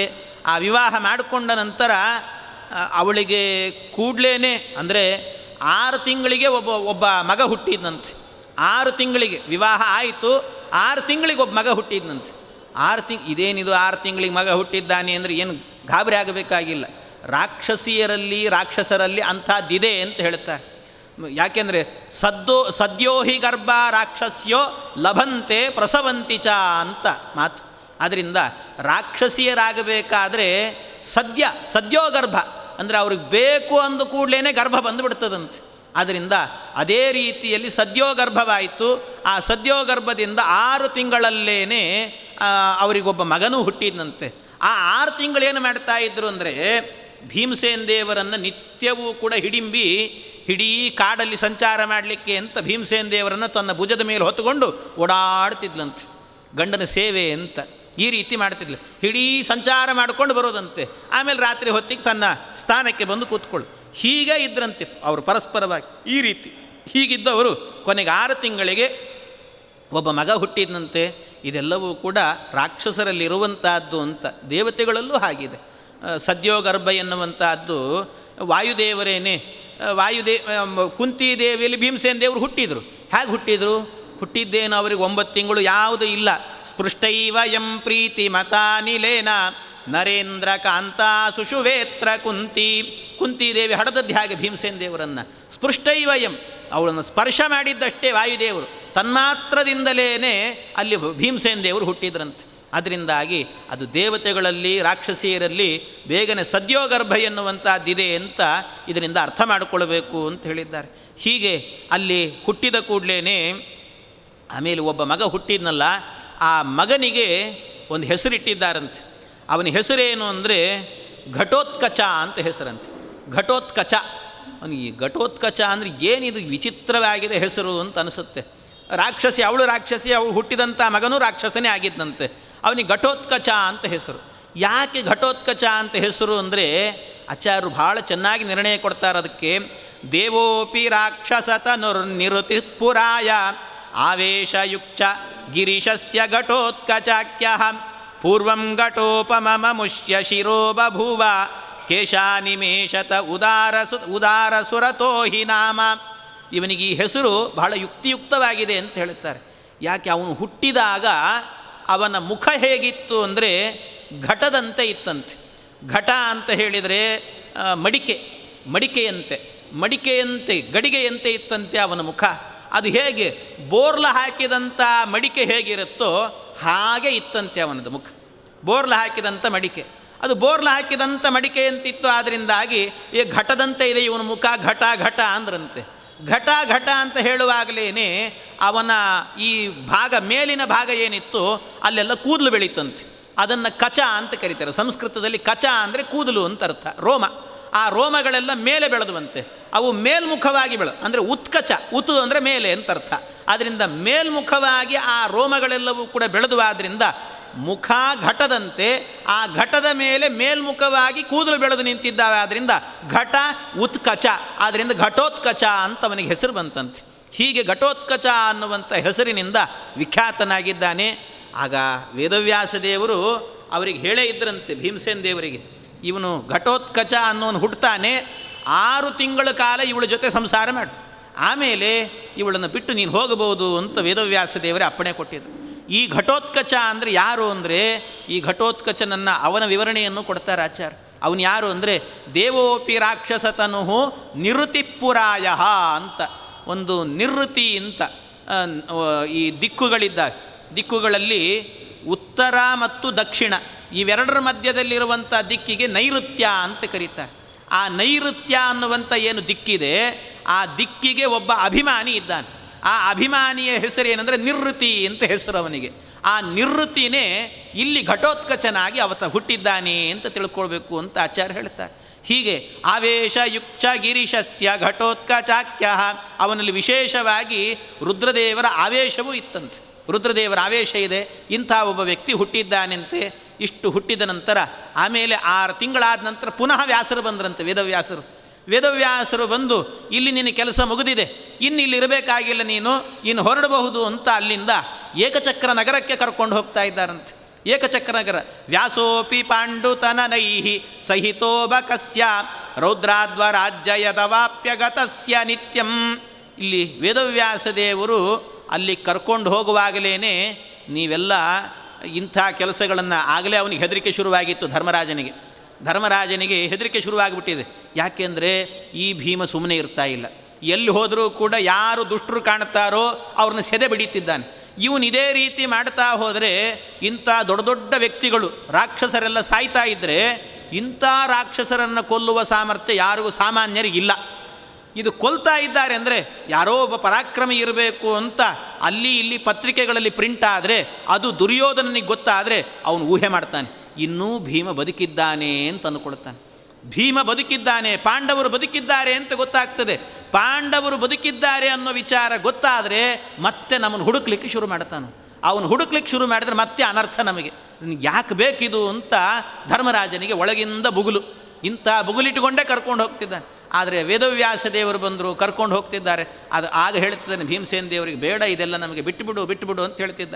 ಸುಮ್ಮನೆ ವೇದವ್ಯಾಸ ದೇವರು ಹಿಂದೆ ಹೋಗ್ತಾರೇ ಇದ್ರಂತೆ ಭೀಮಸೇನ ದೇವರು, ಏನೂ ಮಾತಾಡಲಿಲ್ಲ. ಆದರೆ ವೇದವ್ಯಾಸ ದೇವರು ಹೇಳಿದರು, ಅವನ ಬುಗುಲು, ಅವನಿಗೆ ಹೆದರಿಕೆ ಇದೆ, ಅದಕ್ಕೇನು ಮಾಡೋಣ, ಇವನಿಗೆ ಹೆದರಿಕೆ ಆಗದೇ ಇರುವಂತೆ ನೀವು ವಾಸ ಮಾಡಬೇಕು, ಯಾರಿಗೆ ಗೊತ್ತಿಲ್ಲದಂತೆ ಬದುಕಬೇಕು. ಅದಕ್ಕೇನು ಮಾಡಬೇಕು ಅಂದರೆ ಏಕಚಕ್ರ ನಗರದಲ್ಲಿ ವಾಸ ಮಾಡುವಾಗ ನೀವೆಲ್ಲ ವೇಷವನ್ನೇ ಬದಲಾಯಿಸಿಬಿಡಿ. ನೀವೆಲ್ಲ ಕ್ಷತ್ರಿಯರು, ಆದರೆ ಬ್ರಾಹ್ಮಣ ವೇಷವನ್ನು ಹಾಕಿಕೊಂಡು ಬದುಕಿ ನೀವು ಅಂತ ವೇದವ್ಯಾಸ ದೇವರು ಹೇಳಿದ್ರಂತೆ. ಬ್ರಾಹ್ಮಣ ವೇಷದಿಂದ ಇರಿ. ಬ್ರಾಹ್ಮಣ ವೇಷದಿಂದ ಇದ್ದರೆ ಯಾರಿಗೂ ಗೊತ್ತಾಗೋದಿಲ್ಲ. ಆದ್ದರಿಂದ ಭಿಕ್ಷಾಟನೆಗೆ ಹೋಗಿ ನೀವು ಭಿಕ್ಷೆ ಬೇಡಲಿಕ್ಕೆ ಅಂತ ಹೋಗಿ ಎಲ್ಲರೂ ಕೂಡ ಬದುಕಿ ನೀವು ಅಂತ ವೇದವ್ಯಾಸ ದೇವರು ಅಲ್ಲಿ ಕರ್ಕೊಂಡು ಹೋದ್ರಂತೆ. ಅದು ಯಾವುದೋ ಒಬ್ಬ ಬ್ರಾಹ್ಮಣನ ಮನೆ ಇತ್ತು, ಅವನ ಮನೆ ಪಕ್ಕದಲ್ಲಿ ಇನ್ನೊಂದು ಮನೆ, ಆ ಮನೆಯಲ್ಲಿ ಇವರು ವಾಸ ಮಾಡೋದು ಅಂತ ಆಯ್ತಂತೆ. ಇವರು ವಾಸ ಮಾಡೋದು ಹೇಗೆ ವಾಸ, ಬ್ರಾಹ್ಮಣನಾದವನು ಹೇಗೆ ಬದುಕಬೇಕು, ಭಿಕ್ಷಾಟನೆ ಮಾಡಿಕೊಂಡು ಬದುಕಬೇಕು. ಅದೇ ರೀತಿ ಬದುಕಬೇಕು ಅಂತ ಭಿಕ್ಷಾಟನೆಯಿಂದ ಬದುಕೋದು ಅಂತ ತೀರ್ಮಾನ ಮಾಡಿ ಆಗ ಭಿಕ್ಷೆಗೆ ಅಂತ ಹೋಗ್ತಿದ್ರಂತೆ. ಭೀಮಸೇನ ದೇವರ ವ್ಯಕ್ತಿತ್ವ ನೋಡಿ ಎಂಥದ್ದು, ಅವರ ವೀರ ವೈಷ್ಣವ ಧರ್ಮ ಅಲ್ವಾ. ಭಿಕ್ಷೆಯನ್ನು ಕೇಳೋದಿಲ್ಲ ಅವರೆಲ್ಲೂ ಕೂಡ. ಭಿಕ್ಷೆ ಏನು ಮಾಡ್ತಿದ್ರಂತೆ, ಅವರು ಭಿಕ್ಷೆಗೆ ಹೋಗಬೇಕಾದ್ರೇ ಬಹಳ ವೈಶಿಷ್ಟ್ಯಪೂರ್ಣವಾಗಿದೆ ಅಂತ ಹೇಳ್ತಾರೆ. ಬಹಳ ಚೆನ್ನಾಗಿದೆ. ಭಿಕ್ಷೆಗೆ ಹೋಗ್ತಾ ಇದ್ರಂತೆ. ಭಿಕ್ಷೆಗೆ ಹೋಗಬೇಕಾದ್ರೆ ಎಲ್ಲೂ ಕೂಡ ಭಿಕ್ಷೆ ಕೇಳ್ತಾನೇ ಇರಲಿಲ್ಲಂತವ್ರು, ಭಿಕ್ಷೆನೇ ಕೇಳ್ತಿರ್ಲಿಲ್ಲ. ಆದರೆ ಭಿಕ್ಷೆಗೆ ಹೋಗ್ತಿದ್ರು. ಏನು ಮಾಡ್ತಿದ್ರಂದರೆ ಅವರು ಭಿಕ್ಷೆ ಕೇಳೋದಲ್ಲ, ಅವರೇನಾದರೂ ಕೂಡ ಪಾತ್ರೆಯನ್ನು ಹಿಡ್ಕೊಂಡು ಹೋಗಿ ಮುಂದೆ ನಿಂತರೆ ಎಲ್ಲ ಓಡೋಡಿ ಬಂದು ಭೀಮಸೇನ ದೇವರು ಬಂದರು ಅಂತ ತಾವಾಗಿ ಓಡಿ ಬಂದು ಭಿಕ್ಷೆ ಹಾಕ್ತಾ ಇದ್ರಂತೆ. ಪ್ರೀತಿಯಿಂದ ಹಾಕ್ತಿದ್ರಂತೆ ಭೀಮಸೇನ ದೇವರಿಗೆ ಭಿಕ್ಷೆಯನ್ನು. ಯಾಕೆ ಹಾಗೆ ಮಾಡ್ತಾ ಇದ್ರು ಅಂದರೆ ಭೀಮಸೇನ ದೇವರ ವ್ಯಕ್ತಿತ್ವ ಎಲ್ರಿಗೂ ಅರ್ಥ ಆಗಿ ಹೋಗಿತ್ತು. ಒಮ್ಮೆ ಅವನು ಹೋಗಬೇಕಾದ್ರೆ, ಭಿಕ್ಷೆಗೆ ಹೋಗಬೇಕಾದ್ರೆ ಒಂದು ಪಾತ್ರೆ ಆದರೂ ಬೇಕಲ್ಲ, ಏನಾದರೂ ಕೈಯಲ್ಲಿ ಒಂದು ಮಡಿಕೆನೋ ಕುಡಿಕೆನೋ ಏನೋ ಹಿಡ್ಕೋಬೇಕಲ್ಲ, ಏನು ಹಿಡ್ಕೊಳ್ಳೋದು ಹೇಗೆ ಹೋಗೋದು ಅಂಥ ಒಂದು ಪಾತ್ರೆನೂ ಸಿಕ್ಕಿತ್ತಂತೆ ಭೀಮಸೇನ ದೇವರಿಗೆ. ಆ ಪಾತ್ರೆ ಹೇಗೆ ಸಿಕ್ತು ಅಂದರೆ ಒಬ್ಬ ಕುಂಬಾರ ಇದ್ದಂತೆ, ಮಡಿಕೆ ಮಾಡುವವನು. ಆ ಕುಂಬಾರ ಅವನ ಮನೆಗೆಲ್ಲ ಸುತ್ತಲೂ ಬೆಂಕಿ ಬಿದ್ದು ಹೋಗಿತ್ತಂತೆ. ಮನೆಗೆ ಸುತ್ತಲೂ ಬೆಂಕಿ ಬಿದ್ದಿದೆ, ಇನ್ನೇನು ಮನೆಗೂ ಕೂಡ ಬೆಂಕಿ ಹತ್ಕೊಂಡ್ಬಿಡ್ಬೇಕಷ್ಟೇ. ಅಂಥ ಪ್ರಸಂಗದಲ್ಲಿ ಗುಳೋ ಅಂತ ಒದರ್ತಾ ಇದ್ದಾನೆ, ಕೂಗ್ತಾ ಇದ್ದಾನಂತೆ. ಕೂಗೋ ಕಾಲಕ್ಕೆ ಸರಿಯಾಗಿ ಭೀಮಸೇನ ದೇವರು ಆ ಜಾಗಕ್ಕೆ ಹೋಗಿದ್ರಂತೆ. ಭೀಮಸೇನ ದೇವರು ಆ ಜಾಗಕ್ಕೆ ಹೋಗಿದ್ದರೆ ಹೇಗೆ ಮಾಡಿದರು ಅವನ ರಕ್ಷಣೆ ಅಂದರೆ, ಅವನನ್ನೇನು ಆರಾಮಾಗಿ ಎಳ್ಕೊಂಬಂದು ಬೆಂಕಿಯಿಂದ ರಕ್ಷಣೆ ಮಾಡ್ಬೋದು, ಆದರೆ ಹಾಗೆ ಮಾಡಲಿಲ್ಲಂತೆ. ಅವನನ್ನು ರಕ್ಷಣೆ ಮಾಡಿದರೆ ಅವನ ಮನೆ ಹಾಳಾಗಿ ಹೋಗ್ತದೆ, ಅವನ ಮಡಿಕೆಗಳು ಹಾಳಾಗಿ ಹೋಗ್ತವೆ, ಎಲ್ಲ ಹಾಳಾಗಿ ಹೋಗ್ತವೆ, ಮತ್ತು ಅದನ್ನೆಲ್ಲ ಸಂಪಾದನೆ ಮಾಡಬೇಕಲ್ಲ, ಅವನು ಬಹಳ ಕಠಿಣ ಇದೆ. ಆದ್ದರಿಂದ ವಿಚಾರ ಮಾಡಿ ಆ ಕುಂಬಾರನ ರಕ್ಷಣೆ ಮಾಡಬೇಕಾದ್ರೆ ಭೀಮಸೇನ ದೇವರು ಅವನ ಮನೆ ಏನಿದೆ ಆ ಮನೆಯನ್ನು, ಇಡೀ ಮನೆಯನ್ನೇ ಬುಡ ಸಮೇತವಾಗಿ ಕಿತ್ತಿಬಿಟ್ನಂತೆ. ಇಡೀ ಮನೆಯನ್ನೇ ಬುಡ ಸಮೇತವಾಗಿ ಕಿತ್ತಿದ್ರು. ಏನು ಶಕ್ತಿ, ಏನು ಅಪಾರವಾದಂಥ ಮಹಿಮೆ ಭೀಮಸೇನ ದೇವರದ್ದು. ಇಡೀ ಮನೆಯನ್ನೇ ಅದನ್ನು ಪೂರ್ಣವಾಗಿ ಬೇಸ್ಮೆಂಟು ಎಲ್ಲೆಲ್ಲಿದೆ ಆ ಕೆಳಗಡೆ ಹಾಕಿರುವಂಥ ಏನು ಅಡಿಪಾಯ ಇರುತ್ತೆ ಅದು ಏನು ಸಮಸ್ಯೆ ಆಗಿರಬಾರ್ದು, ಆ ರೀತಿ ಕಿತ್ತಿದ್ದಾನಂತೆ ಭೀಮಸೇನ. ಇಡೀ ಮನೆಯನ್ನೇ ಅದು ಒಳಗಿಂದ ಕೈ ಹಾಕಿ ತೆಗೆದನಂತೆ. ಇದು ಯಾವ ರೀತಿ ಈ ಭೂಕಂಪ ಗೀಪಂಪ ಆದರೂ ಕೂಡ ಮನೆಗಳೆಲ್ಲ ಬಿದ್ದು ಹೋಗ್ತಿರ್ತವೆ, ಮನೆಯಲ್ಲಿ ಇದ್ದ ಪಾತ್ರೆ ಪಗಡೆಗಳೆಲ್ಲ ಬಿದ್ದು ಹೋಗ್ತಿರ್ತವೆ. ಆದರೆ ಭೀಮಸೇನ ದೇವರು ಎಷ್ಟು ನಾಜೂಕಾಗಿ ತೆಗೆದಿದ್ದಾರೆ ಅಂದರೆ ಇಡೀ ಮನೆಯನ್ನೇ ಕಿತ್ತಿದ್ದಾನೆ. ಆದರೆ ಮನೆಯಲ್ಲಿ ಇದ್ದಂಥ ಒಗ್ಗರಣೆ ಡಬ್ಬೆಯಲ್ಲಿ ಒಂದು ಸಾಸಿವೆಯೂ ಕೂಡ ಕೆಳಗೆ ಬಿದ್ದಿಲ್ಲಂತೆ. ಅರ್ಥ ಮಾಡ್ಕೊಳ್ಳಿ, ಒಂದು ಸಾಸಿವೆಯೂ ಕೂಡ ಕೆಳಗೆ ಬಿದ್ದಿಲ್ಲಂತೆ. ಅಷ್ಟು ಅಚ್ಚುಕಟ್ಟಾಗಿ ತೆಗೆದು ಬೇರೆ ಒಂದು ಕಡೆಯಲ್ಲಿ ನೋಡಿದೆ, ಯಾವುದೋ ಒಂದು ಸೈಟ್ ಖಾಲಿ ಇತ್ತು, ತೊಗೊಂಡೋಗಿ ಅಲ್ಲಿ ಇಟ್ಟುಬಿಟ್ನಂತೆ. ಯಾವುದೋ ಖಾಲಿ ಸೈಟ್ ಚೆನ್ನಾಗಿದೆ ಅಂತ ಅಲ್ಲಿ ಇಟ್ಟುಬಿಟ್ನಂತೆ, ಮುಗಿದೋಯ್ತು, ರಕ್ಷಣೆ ಮಾಡಿಬಿಟ್ಟ. ಅವನ ಆ ಪರಾಕ್ರಮವನ್ನು ಅದನ್ನೆಲ್ಲ ನೋಡಿ ಪರಮ ಸಂತುಷ್ಟನಾಗಿ ಆ ಕುಂಬಾರ ಭೀಮಸೇನ ದೇವರಿಗೋಸ್ಕರವೇನೆ ಯಾರು ನೀನು ಅಂತ ಕೇಳಿದ್ನಂತೆ. ಯಾರು ನೀನು ಅಂತ ಕೇಳುವಾಗ ನಾನೊಬ್ಬ ಬ್ರಾಹ್ಮಣ, ಭಿಕ್ಷೆ ಬೇಡಿಕೊಂಡು ಬದುಕುವವನು ನಾನು ಅಂತ ಹೇಳಿದಾಗ ಅದಕ್ಕೆ ಆ ಕುಂಬಾರ ಹೇಳಿದ, ಭಿಕ್ಷೆಗೆ ಹೋಗ್ತಿದ್ದಿ, ಏನಿಲ್ಲ ನಿನ್ನ ಕೈಯಲ್ಲಿ, ಏನು ಮಾಡಬೇಕು? ಅದಕ್ಕೆ ನಾನು ನಿನಗೊಂದು ಪಾತ್ರೆ ವ್ಯವಸ್ಥೆ ಮಾಡ್ತೇನೆ ಅಂತ ನೀನು ಇಡೀ ಮನೆಯನ್ನೇ ಹೊತ್ತುದವನವನು. ಹಾಗಾದರೆ ಅವನ ಕೈಗೆ ಎಂಥ ಪಾತ್ರೆ ಕೊಡಬೇಕು ಅಂತ ಅರ್ಥ ಮಾಡಿಕೊಳ್ಳಿ. ದೊಡ್ಡ ಮಡಿಕೆಯನ್ನೇ ಕೊಟ್ಟನಂತೆ, ದೊಡ್ಡ ಮಡಿಕೆ ಕೊಟ್ಟಿದ್ದಾನೆ. ದೊಡ್ಡದೊಂದು ಮಡಿಕೆಯನ್ನು ಗಡಿಗೆಯನ್ನು ನಿರ್ಮಾಣ ಮಾಡಿ ಅದನ್ನು ಭೀಮಸೇನ ದೇವರಿಗೆ ಕೊಟ್ಟನಂತೆ. ನೀನು ಭಿಕ್ಷಾಟನೆಗೆ ಹೋಗು ಅಂತ ಕೊಟ್ಟನಂತೆ. ಇಷ್ಟು ದೊಡ್ಡದನ್ನು ಕೊಟ್ಟಿದ್ದಾನೆ. ಭಿಕ್ಷಾಮಟತ್ಸು ಸತತಂ ಪ್ರತಿಹುಂಕೃತೇನ ಭೀಮೋ ವಿಷಾಂಸದನ ಏವ ಗೃಹ ಪ್ರಮಾಣಂ. ಭೀಮಸೇನ ದೇವರದು ವೈಷ್ಣವ ಧರ್ಮ ಅಲ್ವಾ, ಅವರ ವೈಷ್ಣವ ಧರ್ಮ ಆದ್ದರಿಂದಾಗಿ ಯಾರ ಬಳಿಯಲ್ಲೂ ಕೂಡ ಭಿಕ್ಷೆ ಬೇಡೋದಿಲ್ಲ, ಅವರು ಭಿಕ್ಷೆ ಕೇಳೋದಿಲ್ಲ. ಅದಕ್ಕೇನು ಮಾಡ್ತಿದ್ರು, ಭಿಕ್ಷೆಗೆ ಅಂತ ಹೋದರೆ ಹುಂಕಾರ ಮಾಡ್ತಿದ್ರಂತೆ ಭೀಮಸೇನ ದೇವರು. ಹುಂಕಾರ, ಆ ಹುಂಕಾರಕ್ಕೇನೆ ಎಲ್ಲ ಮನೆಗಳಿಂದ ಓಡೋಡಿ ಬರ್ತಿದ್ರಂತೆ. ಆವತ್ತೇನಾದರೂ ಕೂಡ ಭೀಮಸೇನ ದೇವರು ಬರ್ತಿದ್ದಾರೆ ಅಂತ ಗೊತ್ತಾದರೆ ಸಾಕು, ಎಲ್ಲ ಯಾರೂ ಕೂಡ ಭೀಮಸೇನ ದೇವರ ವ್ಯಕ್ತಿತ್ವ ಇನ್ನೊಂದೇನು ಅಂದರೆ ಯಾವ ಬ್ರಾಹ್ಮಣರ ಮನೆಗೆ ಭಿಕ್ಷೆಗೆ ಹೋಗ್ತಾನೇ ಇರಲಿಲ್ಲಂತೆ. ಅವರು ಹೋಗ್ತಾ ಇದ್ದದ್ದೇ ಯಾರ ಮನೆಗೆ ಅಂದರೆ ವೈಶ್ಯರ ಮನೆಗೆ ಹೋಗ್ತಿದ್ದಂತೆ. ಅಂದರೆ ಅವರಲ್ಲಿ ಆಗಬೇಕಾದ್ರೆ ಬೇಕಾದಷ್ಟು ಸಂಪಾದನೆ ಮಾಡ್ತಾರೆ ಅವರೆಲ್ಲರೂ ಕೂಡ, ಆದ್ದರಿಂದ ಬೇಕಾದಷ್ಟು ಸಂಪತ್ತಿರುತ್ತೆ, ಅದರಿಂದ ಅವ್ರ ಬಳಿಗೆ ಹೋಗಬಹುದು ಅಂತ. ಪಾಪ ಬ್ರಾಹ್ಮಣರ ಬಳಿಗೆ ಹೋದರೆ ಏನಿರ್ತದೆ ಹೇಳಿ? ನೀವು ಯಾವ ಪುರಾಣ ನೋಡಿಬೇಕಾದ್ರೆ, ಯಾವ ಪುರಾಣವನ್ನು ನೋಡಿದರೂ ಕೂಡ ಪುರಾಣ ಆರಂಭ ಆಗಬೇಕಾದ್ರೆ ಹೀಗೇ ಇರ್ತದಂತೆ. ಒಬ್ಬ ಕವಿ ಹೇಳುತ್ತಾನೆ, ಭೂತಿ ನೀಚ ಗೃಹೇಶು ವಿಪ್ರಸದನೆ ದಾರಿದ್ರ್ಯ ಕೋಲಾಹಲ ಹೇಳ್ತಾನೆ. ಭೂತಿ ಭಗವಂತನ ವ್ಯವಸ್ಥೆನೇ ಹೀಗಿದೆ ಅಂತ ಹೇಳ್ತಾನೆ ಕವಿ. ಏನು ಅಂದರೆ ಭೂತಿ ಅಂದರೆ ಸಂಪತ್ತು. ಸಂಪತ್ತು ಯಾವಾಗಲೂ ಕೂಡ ಶ್ರೀಮಂತನ ಬಳಿಯಲ್ಲೇ, ಅಯೋಗ್ಯರ ಮನೆಯಲ್ಲೇ ಇರ್ತದಂತೆ. ಭೂತಿ ನೀಚ ಗೃಹೇಶು, ನೀಚರ ಮನೆಯಲ್ಲೇ ಸಂಪತ್ತಿರ್ತದೆ. ಆದರೆ ವಿಪ್ರಸದನೆ, ಬ್ರಾಹ್ಮಣರ ಮನೆಯಲ್ಲಿ ಏನಿರ್ತದೆ, ಬೆಳಿಗ್ಗೆ ಎದ್ದರೆ ಸಾಕು, ಅಯ್ಯೋ ಇವಳನ್ನ ಕಟ್ಕೊಂಡು ಹಾಳಾಗಿ ಹೋದೆ ಅಂತ ಅವನಂತಿರ್ತಾನೆ, ಅಯ್ಯೋ ನಿನಗೆ ನಾನು ಸಿಕ್ಕಿದ್ದೇ ದೊಡ್ಡದು ಅಂತ ಇವಳು ಹೇಳ್ತಿರ್ತಾಳೆ. ಅಂತಹ ಸ್ಥಿತಿ ಇರ್ತದಂತೆ. ಅದರಿಂದ ಬ್ರಾಹ್ಮಣರ ಮನೆಯಲ್ಲಿ ವಿಪ್ರಸದನೆ ದಾರಿದ್ರ್ಯ ಕೋಲಾಹಲ, ದಾರಿದ್ರ್ಯದ ಕೋಲಾಹಲ. ಯಾವ ಪುರಾಣಗಳನ್ನು ನೋಡ್ತಾ ಹೋದರೂ ಕೂಡ ಆರಂಭ ಆಗೋದು ಹೇಗೆ, ಒಂದೂರಲ್ಲಿ ಒಬ್ಬ ಬಡ ಬ್ರಾಹ್ಮಣನಿದ್ದ ಅಂತಲೇ ಆರಂಭ. ಯಾಕ್ರಿ, ಎಲ್ಲೂ ಕೂಡ ಬಡ ಲಿಂಗಾಯತ ಇದ್ದ, ಬಡ ಇನ್ನೊಬ್ಬ ಯಾವ ಜಾತಿಯವರು ಇರಲ್ವಾ, ಯಾವ ಪುರಾಣ ನೋಡಿದರೂ ಹಾಗೆ ಆರಂಭ. ಅದರಿಂದ ಭೀಮಸೇನ ದೇವರಿಗೆ ಗೊತ್ತು, ಬ್ರಾಹ್ಮಣರು ಅಂದರೆ ದೇವರನ್ನು ನಂಬಿ ಬದುಕುವವರು, ಅದರಿಂದ ಇದು ಅವರ ಕರ್ತವ್ಯ. ಇವತ್ತು ಬ್ರಾಹ್ಮಣ್ಯ ಎಲ್ಲರಲ್ಲೂ ಇಲ್ಲ, ಅದರಿಂದ ಎಲ್ಲರನ್ನೂ ಹೇಳಲಿಕ್ಕಾಗಲ್ಲ, ಆ ಕಾಲ ಅಂಥದ್ದು. ಆದ್ದರಿಂದ ಭೀಮಸೇನ ದೇವರು ಹೋಗುವಾಗ ಅಂಥವ್ರ ಮನೆಗೆ ಹೋಗ್ತಾನೇ ಇರಲಿಲ್ಲಂತೆ. ಅವರು ಹೋಗ್ತಾ ಇದ್ದದ್ದೇನೆ ಬರೀ ವೈಶ್ಯರು. ವೈಶ್ಯರ ಮನೆಗೆ ಹೋಗಿ ಅಲ್ಲಿ ಭಿಕ್ಷೆಯನ್ನು ಕೇಳ್ತಿದ್ದಂತೆ. ಸ್ಥೂಲಂ ಹಿ ಸದ್ಮ ಪೃಥಿವಿ ಸಹಿತಂ ತ್ವರಕ್ಷ ಉದ್ಧತ್ಯ ವನ್ನಿಮುಖತಸ್ತು ತದೇಕದೋಷ್ಣ. ಭೀಮಸೇನ ದೇವರು ಹೀಗೆ ಹೋಗ್ತಾ ಇದ್ರು. ಹೋಗುವಾಗ ಅವನಿಗೆ ಪಾತ್ರೆ ಸಿಕ್ಕಿತ್ತಲ್ಲ, ಎಷ್ಟು ದೊಡ್ಡದು ಅಂದರೆ ಅದನ್ನು ಹೇಳ್ತಾರೆ, ಅದಕ್ಕೆ 10,000 ಮಣ ಮಣ್ಣನ್ನು ಸೇರಿಸಿ ತಯಾರು ಮಾಡಿರುವಂಥ ಒಂದು ಪಾತ್ರೆ ಅಂತ. ಅಂಥ ದೊಡ್ಡ ಪಾತ್ರೆಯನ್ನು ನಿರ್ಮಾಣ ಮಾಡಿ ಅವನ ಕೈ ಕೊಟ್ಟಿದ್ದಾರೆ. ಅವನ ಕೈ ಕೊಟ್ಟರೆ ಅವನು ಎಲ್ಲ ಕಡೆ ಹೋದರೆ ಸಾಕು, ಭೀಮಸೇನ ದೇವರು ಬಂದರೆ ಸಾಕು, ಪರಮಾನಂದದಿಂದ ತದಾದಾಯಾಗತಂ ದೃಷ್ಟ ಹಸಂತಿ ಪ್ರಹಸಂತಿ ಚ ಭಕ್ಷ್ಯಭೋಜ್ಯಾನಿ ದಿವ್ಯಾನಿ ಆದಾಯ ಪ್ರಕ್ಷಿಪಂತಿ ಚ. ಭೀಮಸೇನ ದೇವರು ಬಂದಿರು ಅನ್ನೋ ವಿಚಾರ ಪಕ್ಕದ ಮನೆಗೆ ಬಂದಿದ್ದಾರೆ ಅಂತ ಗೊತ್ತಾದರೆ ಆ ಸುತ್ತಮುತ್ತಲೂ ಇದ್ದಂಥ ಓಣಿಯಲ್ಲಿದ್ದಂಥ ಎಲ್ಲರೂ ಕೂಡ ಹಸಂತಿ ಪ್ರಸಹಂತಿ ಚ, ಸಂತೋಷದಿಂದ ಓಡಿ ಬರ್ತಿದ್ರಂತೆ. ತಮ್ಮ ಮನೆಗಳಲ್ಲಿ ಮಾಡಿದಂಥ ಪದಾರ್ಥಗಳನ್ನೆಲ್ಲ ತೆಗೆದುಕೊಂಡು ಓಡೋಡಿ ಬರ್ತಿದ್ರು. ಬಂದವರು ಅವನ ಏನು ಮಡಿಕೆ ಇತ್ತು ಅದಕ್ಕೆಲ್ಲ ಸುರಿದು ಹೋಗೋರಂತೆ, ಎಲ್ಲರೂ ಅವನಿಗೆ ಸುರಿತಾ ಇದ್ರಂತೆ. ಈ ರೀತಿ ಭೀಮಸೇನ ದೇವರದ್ದು ಯಾರನ್ನು ಕೂಡ ಒಂದು ದಿವಸ ಕೇಳಲಿಲ್ಲ, ಹೋಗಿ ನನಗೆ ಬೇಕು ಅಂತ ಕೇಳಲೇ ಇಲ್ಲಂತೆ. ಈ ರೀತಿ ಹೋಗ್ತಿದ್ರು ಭೀಮಸೇನ ದೇವರು. ಆದರೆ ಧರ್ಮರಾಜಾದಿಗಳು ಕೂಡ ಬ್ರಾಹ್ಮಣರ ವೇಷ ಹಾಕ್ಕೊಂಡಿದ್ರು, ಬೇರೆ ಪಾಂಡವರು ಅವರೆಲ್ಲರೂ ಕೂಡ ಭಿಕ್ಷೆ ಕೇಳಲಿಕ್ಕೆ ಹೋಗ್ತಿದ್ರಂತೆ. ಆದರೆ ಭೀಮಸೇನ ದೇವರಂತೆ ಅಲ್ಲ. ಮತ್ತೇನು ಅಂದರೆ ಪ್ರತಿ ಒಂದು ಮನೆಗೆ ಹೋದರೂ ಕೂಡ ಭಿಕ್ಷೆ ಹಾಕಿ ಅಂತಲೂ ಕೇಳ್ತಾ ಇರಲಿಲ್ಲಂತೆ. ಏನೂ ಕೇಳ್ತಾ ಇಲ್ಲ, ಸುಮ್ಮನೆ ಹೋಗೋದು ನಿಲ್ಲೋದಷ್ಟೇ. ಅವರಾಗಿ ಏನಾದರೂ ಭಿಕ್ಷೆ ಹಾಕಿದರೆ ತೊಗೊಳ್ಳೋದು, ಇಲ್ಲಾಂದ್ರೆ ಹೋಗೋದು, ಮುಂದಕ್ಕೆ ಹೋಗೋದು, ಇಷ್ಟೇ ಕೆಲಸ. ಈ ರೀತಿ ಮಾಡ್ತಾ ಹೋಗ್ತಿದ್ರಂತೆ. ಇದು ಈ ಉಳಿದ ಪಾಂಡವರದ್ದು. ಅಂದರೆ ಭೀಮಸೇನ ದೇವರು ಮಾತ್ರ ಹುಂಕಾರದಿಂದ ಎಲ್ಲವನ್ನು ಸಂಪಾದನೆ. ಅದಕ್ಕೆ ಮತ್ತೆ ಧರ್ಮರಾಜನಿಗೆ ಗಾಬರಿ ಆಯಿತು. ಅಲ್ಲ, ಭೀಮಸೇನ ದೇವರೇನೋ ಹೋಗ್ತಾರೆ ಭಿಕ್ಷೆಗೆ ಅಂತ ಮಾರಾಯ. ಭೀಮಸೇನ ದೇವರಿಗೆ ಹೇಳಿದ್ರಂತೆ, ಮಾರಾಯ ಭೀಮ, ನೀನು ಹೋಗಬೇಡ, ಭಿಕ್ಷೆಗೆ ಹೋಗಬೇಡ, ನೀನು ನಿಲ್ಲಿಸಿಬಿಡಿ ನೀನು. ಯಾಕೆಂದರೆ ನೀನು ಹೋಗೋದು ಹುಂಕಾರದಿಂದಾಗಿ ಎಲ್ಲರಿಂದ ಭಿಕ್ಷೆ ಪಡೆಯೋದು, ಇದೆಲ್ಲ ನೋಡ್ತಾ ಇದ್ದರೆ ನಮಗೆ ಗಾಬರಿ ಆಗ್ತದೆ. ಎಲ್ಲಿ ಈ ವಿಚಾರ ದುರ್ಯೋಧನನಿಗೆ ಗೊತ್ತಾಗ್ಬಿಡ್ತದೋ ಏನೋ ಅಂತ ಹೇಳಿಬಿಟ್ಟು ನಿನ್ನ ಹುಂಕಾರಕ್ಕೆ ಹೆದರಿ ಎಲ್ಲರೂ ಕೂಡ ಭಿಕ್ಷೆ ಹಾಕ್ತಿದ್ದಾರೆ. ಇನ್ನು ಕೆಲವರು ನಿನ್ನ ಮೇಲೆ ಪ್ರೀತಿಯಿಂದ ಇಷ್ಟು ಜನಪ್ರಿಯತೆಯನ್ನು ಪಡೆದರೆ ಈ ವಿಚಾರ ಜಗತ್ತಿಗೆ ಗೊತ್ತಾಗತ್ತೆ. ಅದರಿಂದ ಜಾಸ್ತಿ ಹೆಚ್ಚು ನೀನು ಹೊರಗೆ ಹೋಗಬೇಡ, ನೀನು ಮನೆಯಲ್ಲೇ ಇದ್ದುಬಿಡು. ನಾವೇ ಹೋಗ್ತೇವೆ, 4 ಜನ ಹೋಗ್ತೇವೆ, ಹೋಗಿ ದುಡ್ಕೊಂಡು ಬರ್ತೇವೆ. ನಮಗೆಲ್ಲ ಏನೇನು ಬರುತ್ತೋ, ನಾವು ಸಂಪಾದನೆ ಮಾಡಿರುವಂಥದ್ದೇನಿರುತ್ತೋ ಅದನ್ನೆಲ್ಲ ಒಟ್ಟಿಗೆ ಸೇರಿಸ್ತೇವೆ. ಒಟ್ಟಿಗೆ ಸೇರಿಸಿ ಅದರಲ್ಲಿ ಅರ್ಧ ಭಾಗ ನಿನಗೆ ಕೊಟ್ಬಿಡ್ತೀವಿ.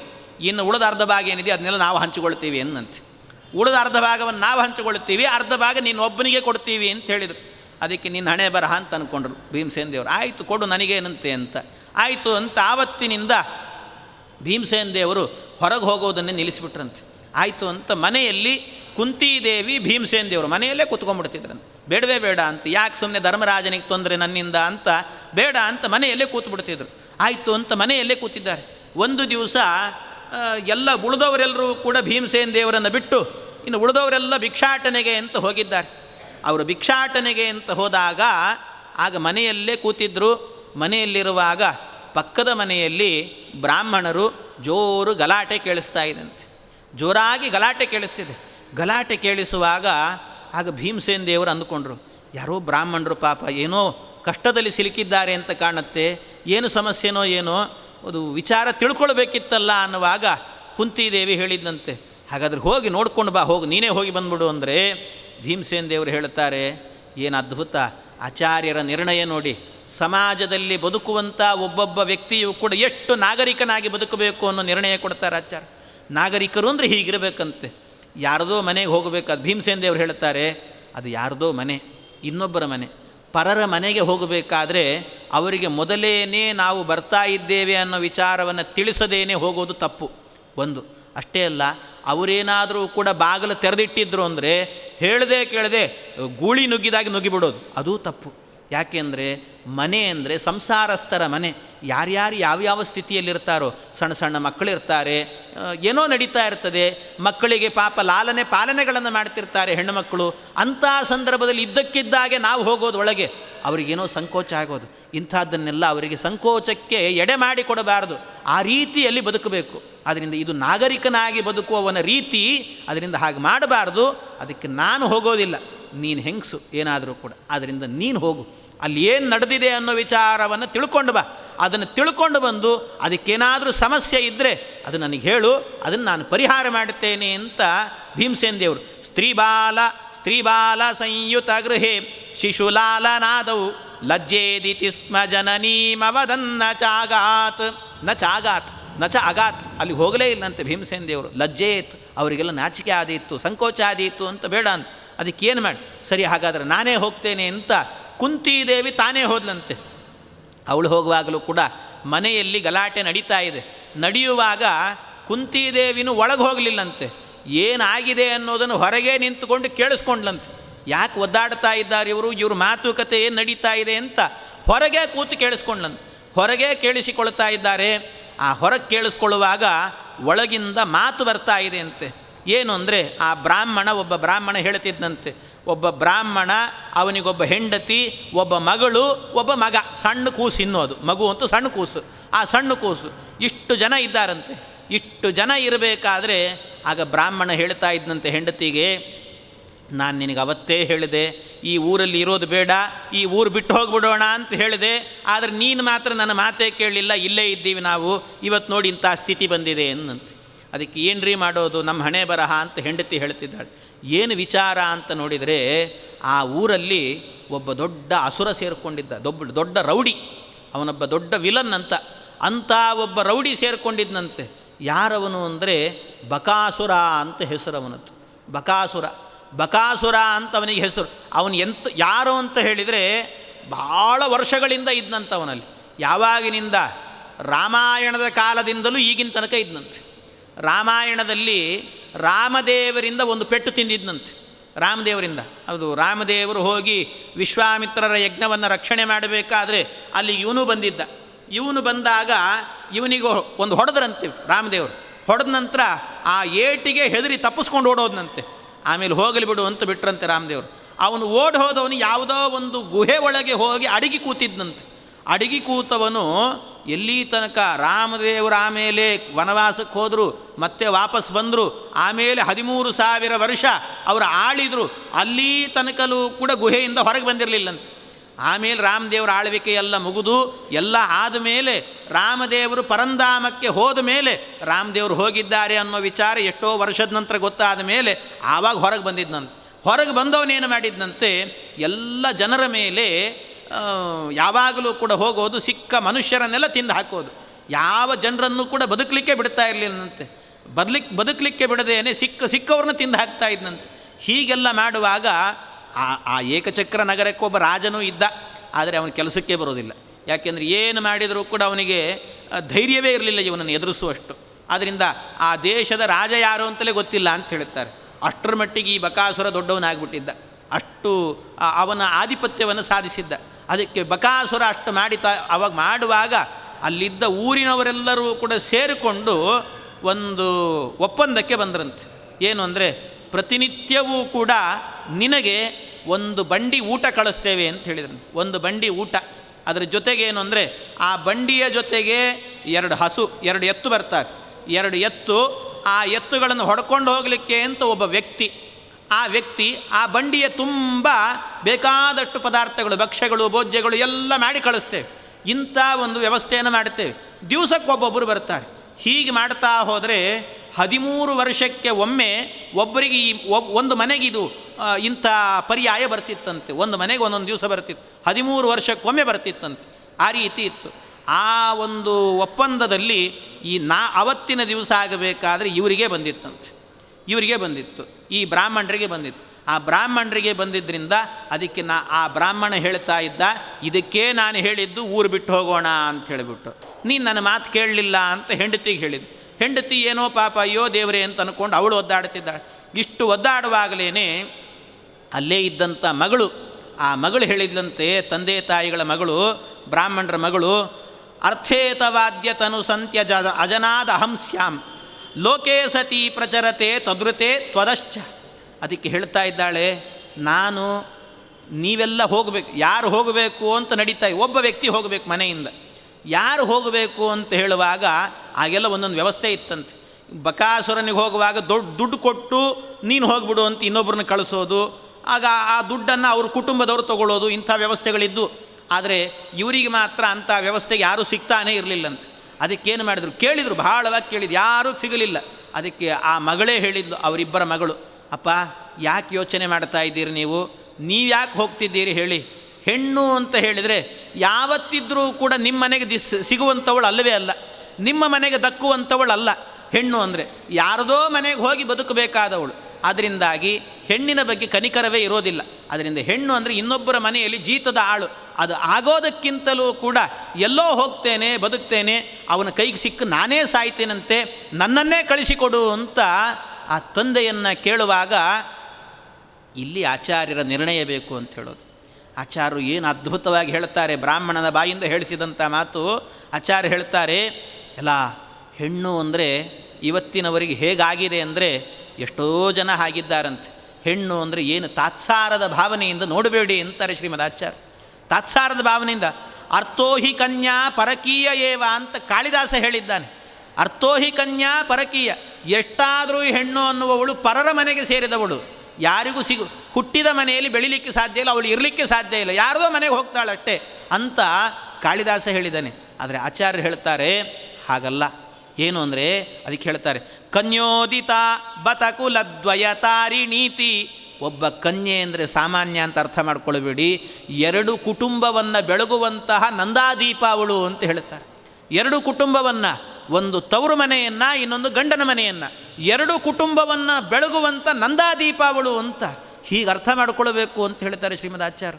ಎಷ್ಟೋ ಜನರು ಹೇಳ್ತಿರ್ತಾರೆ, ಏನು ಅಂದರೆ ಹೆಣ್ಣು ಅಂದ ಕೂಡಲೇ ಹುಟ್ಟುವಾಗಲೇ ಅದು ಹೆಣ್ಣು ಹುಟ್ಟಿತು ಅಂದ ಕೂಡಲೇ ಹೆಣ್ಣ ಆ ಧ್ವನಿಯಲ್ಲೇ ಅನ್ನಿಸ್ತೀವಿ, ಹೆಣ್ಣ ಅಯ್ಯೋ ಯಾಕಾದರೂ ಹುಟ್ಟಿದ್ಲು ಅನ್ನೋ ಹಾಗನ್ನಬೇಡಿ. ಎರಡು ಕುಟುಂಬವನ್ನು ದೇವರ ಎದುರಲ್ಲಿ ನಂದಾದೀಪ ಹಚ್ಚಿದರೆ ಎಷ್ಟು ಪುಣ್ಯ ಬರುತ್ತದೋ ಅಷ್ಟು ಪುಣ್ಯವನ್ನು ಕೊಡುವವಳವಳು. ಅದನ್ನು ಎರಡು ಕುಟುಂಬವನ್ನು ನಂದಾದೀಪದಿಂದ ಬೆಳಗುವವಳು, ಅಂಥವಳನ್ನು ಹೆಣ್ಣ ಅಂತ ಅನ್ನಬೇಡಿ. ಅದರಿಂದ ಎಷ್ಟೋ ಜನರಿಗೆ ಸ್ವಾಮಿಗಳ ಹತ್ರ ಹೋಗ್ತಿರ್ತಾರೆ, ಏನೋ ಕೇಳೋದೇನು ಅಂದರೆ ಅವ್ರು ಕೇಳೋದೇ ಇದನ್ನಂತೆ, ಸ್ವಾಮಿ ಗಂಡಾಗಲಿ ಅಂತ ಆಶೀರ್ವಾದ ಮಾಡಿ. ಯಾರ್ಯಾರೋ ಗುರುಗಳ ಹತ್ರ ಹೋಗೋದು ಸ್ವಾಮಿ ಗಂಡಾಗಲಿ ಅಂತ ಆಶೀರ್ವಾದ. ಯಾಕೆ ಹೆಣ್ಣು ಅಂದರೆ ಯಾಕೆ ಅಂತ ತಾತ್ಸಾರ ಭಾವನೆ ಆಚಾರ್ಯ ಕೇಳ್ತಾರೆ. ಶ್ರೀಮದ್ ಆಚಾರ್ಯ ಹೇಳಿದಂಥ ಮಾತು, ಹೆಣ್ಣು ಅಂದರೆ ತಾತ್ಸಾರ ಭಾವನೆಯನ್ನು ಇಟ್ಕೊಳ್ಬೇಡಿ. ಎರಡು ಕುಟುಂಬವನ್ನು ಬೆಳಗುವಂಥ ಕನ್ಯೆ ಅವಳು. ಗಂಡು ಅಂತಾದರೆ ಗಂಡು ಇರಬೇಕು, ಇಲ್ಲ ಅಂತಲ್ಲ. ಯಾಕೆ ಗೊತ್ತಾ ಗಂಡು? ನಿಜವಾಗಲೂ ಹೇಳಬೇಕು ಅಂದರೆ ಸಕಾಹ ಜಾಯ ಕೃಪಣಂ ಹಿ ದುಹಿತ ಜ್ಯೋತಿರ್ಹಿ ಪುತ್ರ ಅಂತ. ಸಕಾಹ ಜಾಯ, ಹೆಂಡತಿ ಅಂತ ಹೇಳ್ತೇವಲ್ಲ, ಹೆಂಡತಿ ಅಂತ ಹೇಳಿದರೆ ಅವಳು ಸಖಿಯಂತೆ ಜೀವನದಲ್ಲಿ. ಗಂಡಿಗೆ ನಿಜವಾದ ಸ್ನೇಹಿತ ಯಾರು ಅಂತ ಕೇಳಿದರೆ ಹೆಂಡತಿ ಅಂತೆ. ಅದರ ಜೊತೆಗೆ ಕೃಪಣಂ ಹಿ ದುಹಿತ, ದುಹಿತ ಮಗಳಾದವಳೇನು ಅಂದರೆ ಕೃಪಣ. ಎರಡು ಮನೆಯನ್ನು ಬೆಳಗ್ತಾಳೆ, ನಮ್ಮಲ್ಲಿ ಹುಟ್ಟುತ್ತಾಳೆ, ಇನ್ನೆಲ್ಲೋ ಹೋಗಿ ಬದುಕ್ತಾಳೆ, ಅಲ್ಲೂ ಅಡ್ಜಸ್ಟ್ ಆಗ್ತಾಳೆ. ಏನೇನು ಕಷ್ಟ ಅವಳಿಗೆ ಪಾಪ, ಎಲ್ಲಿರಬೇಕು ಏನು ಕತೆ. ಇಲ್ಲಿ ಹುಟ್ಟಿದವಳು ಇಲ್ಲಿ ಅಡ್ಜಸ್ಟ್ ಆಗಿರ್ತಾಳೆ, ಆದರೆ ಇನ್ನೊಂದು ಮನೆಗೆ ಹೋದ ಕೂಡಲೇ ಅಲ್ಲಿಗೆ ಅಡ್ಜಸ್ಟ್ ಆಗೋದೇ ಬಹಳ ಕಷ್ಟ ಆಗುತ್ತೆ. ಏನೋ ಒದ್ದಾಟಗಳಿರ್ತವೆ, ಅದನ್ನೆಲ್ಲ ಹೊಂದಾಣಿಕೆಯಿಂದ ಅದನ್ನು ಮೆರುಗು ಕೊಟ್ಟು ಅವರಿಗೂ ಸಂತೋಷ ಆಗುವಂತೆ, ಆ ಮನೆಯವರಿಗೆ ಗಂಡನಿಗೆ ಸಂತೋಷ ಆಗಬೇಕು, ಅತ್ತೆ ಮಾವನಿಗೆ ಸಂತೋಷ ಆಗಬೇಕು, ಎಲ್ಲವನ್ನು ತೂಗಿಸಿಕೊಂಡು ಹೋಗ್ತಾಳೆ. ಆದ್ದರಿಂದ ಮಹಾಕೃಪಾ ಯೋಗ್ಯಳವಳು. ಕೃಪಣಂ ಹಿ ದುಹಿತ. ಇನ್ನು ಜ್ಯೋತಿರ್ಹಿ ಪುತ್ರ ಅಂತ. ಜ್ಯೋತಿರ್ಹಿ ಅವನು ಬೆಳಕಿದ್ದಂತೆ, ಅಂದರೆ ಅಂಧಕಾರದಲ್ಲಿ ಮುಳುಗಿದಂತಹ ಪಿತೃದೇವತೆಗಳು, ಪಿತಾಮಹ ಪ್ರಪಿತಾಮಹರು ಅಂತೇನಿದ್ದಾರೆ ಅವರೆಲ್ಲರೂ ಕೂಡ ಕತ್ತಲ ಪ್ರದೇಶದಲ್ಲಿರ್ತಾರೆ. ಅವರಿಗೆ ಪಿಂಡ ಪ್ರದಾನವನ್ನು ಮಾಡೋದರ ಮೂಲಕವಾಗಿ ಅವರನ್ನು ಕತ್ತಲಿಂದ ಬೆಳಕಿನ ಕಡೆಗೆ ಒಯ್ಯುವವನು. ಆದ್ದರಿಂದಾಗಿ ಅವನನ್ನು ಜ್ಯೋತಿರ್ಹಿ ಪುತ್ರ ಅಂತ ಹೇಳ್ತಾರೆ. ಜ್ಯೋತಿಯಂತೆ ಇದ್ದಾನೆ ಪುತ್ರ ಅಂತ. ಇದನ್ನು ಒಂದು ಶ್ಲೋಕ ಇದೆ, ಅದನ್ನು ಮನುಸ್ಮೃತಿಯಲ್ಲಿ ಹೇಳ್ತಾರೆ. ಮನುಸ್ಮೃತಿಯಲ್ಲಿ ಹೇಳಿದಂಥ ಶ್ಲೋಕ ನಸ್ತ್ರೀ ಸ್ವಾತಂತ್ರ್ಯಮರ್ಹತಿ ಅಂತೊಂದು ಶ್ಲೋಕ. ಪಿತಾ ರಕ್ಷತಿ ಕೌಮಾರೇ ಭರ್ತಾ ರಕ್ಷತಿ ಯೌವನೆ ಪುತ್ರಸ್ತು ಸ್ಥಾವಿರೇ ಭಾವೆ ನಸ್ತ್ರೀ ಸ್ವಾತಂತ್ರ್ಯಮರ್ಹತಿ ಅಂತ. ಬಹಳ ಜನರು ಏನು ಮಾಡಿಬಿಡ್ತಾರೆ ಅಂದರೆ, ನಸ್ತ್ರೀ ಸ್ವಾತಂತ್ರ್ಯಮರ್ಹತಿ ಎನ್ನುವಂಥ ಏನು ಕೊನೆ ಪಾದ ಇದೆ ಅಷ್ಟನ್ನು ಮಾತ್ರ ಇಟ್ಟುಕೊಂಡು ಸ್ತ್ರೀಯರಿಗೆ ಸ್ವಾತಂತ್ರ್ಯವೇ ಇಲ್ಲ ಅಂತ ಈ ಶಾಸ್ತ್ರ ಓದ್ದವರೆಲ್ಲ ಹೇಳ್ತಾರೆ. ಇವರೆಲ್ಲ ಅಯೋಗ್ಯರು ಅಂತ ಅವರಿಗೆ ಪಟ್ಟ ಕಟ್ಟಿಬಿಡ್ತಾರೆ. ಆದರೆ ಆ ಅಭಿಪ್ರಾಯದಲ್ಲಿ ಹೇಳಿದ್ದಲ್ಲ. ಸ್ತ್ರೀಯರು ಅಂದರೆ ಅಷ್ಟು ಗೌರವದಿಂದ ನೋಡಿಕೊಳ್ಳಿ ಅಂತ ಹೇಳ್ತಾರೆ. ಸ್ತ್ರೀಯರನ್ನು ಗೌರವದಿಂದ ನೋಡಿಕೊಳ್ಳಿ. ಯಾಕೆ ಅಂದರೆ ಪಿತಾ ರಕ್ಷತಿ ಕೌಮಾರೆ, ಅಷ್ಟು ರಕ್ಷಣೆ ಕೊಡಬೇಕು ಅವಳಿಗೆ ಅಂತ ಅರ್ಥ. ಅಷ್ಟು ಪಿತಾ ರಕ್ಷತಿ ಕೌಮಾರೆ, ಅವಳು ಹುಟ್ಟಿದ್ಲು ಅಂದರೆ ಹುಟ್ಟಿದ ನಂತರ ಅವಳು ಗಂಡನ ಮನೆಗೆ ಸೇರುವ ತನಕಲೂ ಕೂಡ ರಕ್ಷಣೆಯನ್ನು ಒದಗಿಸಬೇಕಾದ್ದು. ಎಲ್ಲೇ ಹೋಗಲಿ, ಇವತ್ತಿನ ದಿವಸ ನಮ್ಮ ರಾಷ್ಟ್ರದಲ್ಲಿ ಏನೇನು ವ್ಯವಸ್ಥೆಗಳಿದ್ದಾವೆ ಅವರಿಗೆ ಅಂತ ಒಂದು ಮೀಸಲಾತಿ ಇದೆಯಲ್ಲ, ಅದೆಲ್ಲ ಸರಿ ಅಂತ ಹೇಳ್ತಾರೆ ಆಚಾರ್ಯ. ಅದೆಲ್ಲವೂ ಕೂಡ ಸರಿ. ಯಾಕೆಂದರೆ ಅವರಿಗೆ ರಕ್ಷಣೆ ಅನ್ನುವಂಥದ್ದನ್ನು ಕೊಡಬೇಕು. ಒಂದು ಬಸ್ಸು ಅಂತಾದರೆ ಅದರಲ್ಲಿ ಅವರಿಗೆ ಅಂತ ಒಂದು ಪ್ರತ್ಯೇಕವಾದ ಸೀಟಿನ ವ್ಯವಸ್ಥೆ ಮಾಡಬೇಕು. ಎಲ್ಲಿ ಹೋದರೂ ಕೂಡ ಅವರಿಗೊಂದು ವ್ಯವಸ್ಥೆ ಇರಬೇಕು ಅಂತ ಆಚಾರ್ಯ ಹೇಳ್ತಾರೆ. ಅದಕ್ಕೆ ಅವರಿಗೆ ರಕ್ಷಣೆಯನ್ನು ಕೊಡಬೇಕು. ಪಿತಾ ರಕ್ಷತಿ ಕೌಮಾರೆ, ಅವಳ ಕೌಮಾರಾವಸ್ಥೆಯಲ್ಲಾಗುವಾಗ ತಂದೆಗೆ ಅವಳ ಹೊಣೆ ಇದೆ ಅಂತೆ, ರಕ್ಷಣೆ ಮಾಡುವ ಹೊಣೆ. ಇನ್ನು ಅವಳು ದೊಡ್ಡವಳಾದ್ಲು ಅಂತಾದರೆ ಆಮೇಲೆ ವಿವಾಹ ಮಾಡಿಕೊಡ್ತಾರೆ. ಭರ್ತಾ ರಕ್ಷತಿ ಯೌವನೆ, ಗಂಡನಾದವನು ಹೆಂಡತಿ ಸಿಕ್ಕಿದ್ದಾಳೆ ಅಂತ ಬಿಟ್ಟು ಸಿಕ್ಕಿದ್ದಾಳೆ ಚಾಕ್ರಿ ಮಾಡಿಸೋಣ ಅಂತಲ್ಲ, ಅವಳಿಗೆ ರಕ್ಷಣೆಯನ್ನು ಒದಗಿಸುವಂಥದ್ದು ಕೂಡ ಅವನ ಕರ್ತವ್ಯ ಅಂತ ಹೇಳ್ತಾರೆ. ಪುತ್ರಸ್ತು ಸ್ಥಾವಿರೇ ಭಾವೆ, ಪುತ್ರನಾದವನಾಗಬೇಕಾದರೆ ಸ್ಥಾವಿರ ಭಾವದಲ್ಲಿ. ಸ್ಥಾವಿರ ಅಂದರೆ ವೃದ್ಧಾಪ್ಯ. ಆ ವೃದ್ಧಾಪ್ಯ ಬಂದಾಗ ತಂದೆ ತಾಯಿಗಳು ಏನು ಕೇಳ್ತಾರೆ? ಏನೂ ಕೇಳಲ್ಲ. ನಮ್ಮನ್ನು ಪ್ರೀತಿಯಿಂದ ನೋಡಿಕೊಂಡು ಒಂದು ತುತ್ತು ಅನ್ನ ಹಾಕಿ ಅಂತ ಅಷ್ಟೇ ಕೇಳ್ತಾರೆ, ಇನ್ನೇನೂ ಕೇಳೋದಿಲ್ಲ. ಆದ್ದರಿಂದ ವೃದ್ಧಾಪ್ಯ ಬಂದಿದೆ ಅಂದ ಕೂಡಲೇ ಅದಕ್ಕೊಂದು ವ್ಯವಸ್ಥೆಯನ್ನು ಕಲ್ಪಿಸಿ ಅವರನ್ನು ನಮ್ಮಿಂದ ದೂರ ಹೋಗುವಂತೆ ಮಾಡೋದು, ಇದನ್ನು ಮಾಡಬಾರದು ಅಂತ ಆಚಾರ್ಯ ಹೇಳುವ. ಈ ಅಭಿಪ್ರಾಯದಲ್ಲಿ ಎಲ್ಲ ಕಾಲದಲ್ಲೂ ಕೂಡ ಅವರಿಗೆ ರಕ್ಷಣೆಯನ್ನು ಕೊಡಬೇಕು ಅನ್ನೋ ದೃಷ್ಟಿಯಿಂದ ಹೇಳಿದ್ದಾರೆ ಹೊರತಾಗಿ ನಸ್ತ್ರೀ ಸ್ವಾತಂತ್ರ್ಯಮರ್ಹತಿ ಎನ್ನುವಂಥ ಒಂದೇ ಒಂದು ಸೆಂಟೆನ್ಸನ್ನು ಹಿಡ್ಕೊಂಡು ಶಾಸ್ತ್ರ ಎಲ್ಲವೂ ಕೂಡ ತಪ್ಪು ಅಂತ ತಿಳ್ಕೊಳ್ಬೇಡಿ ಅಂತ ಹೇಳ್ತಾರೆ. ಇದೆಲ್ಲವೂ ಕೂಡ ಶಾಸ್ತ್ರದ ಹಿನ್ನೆಲೆಗಳು.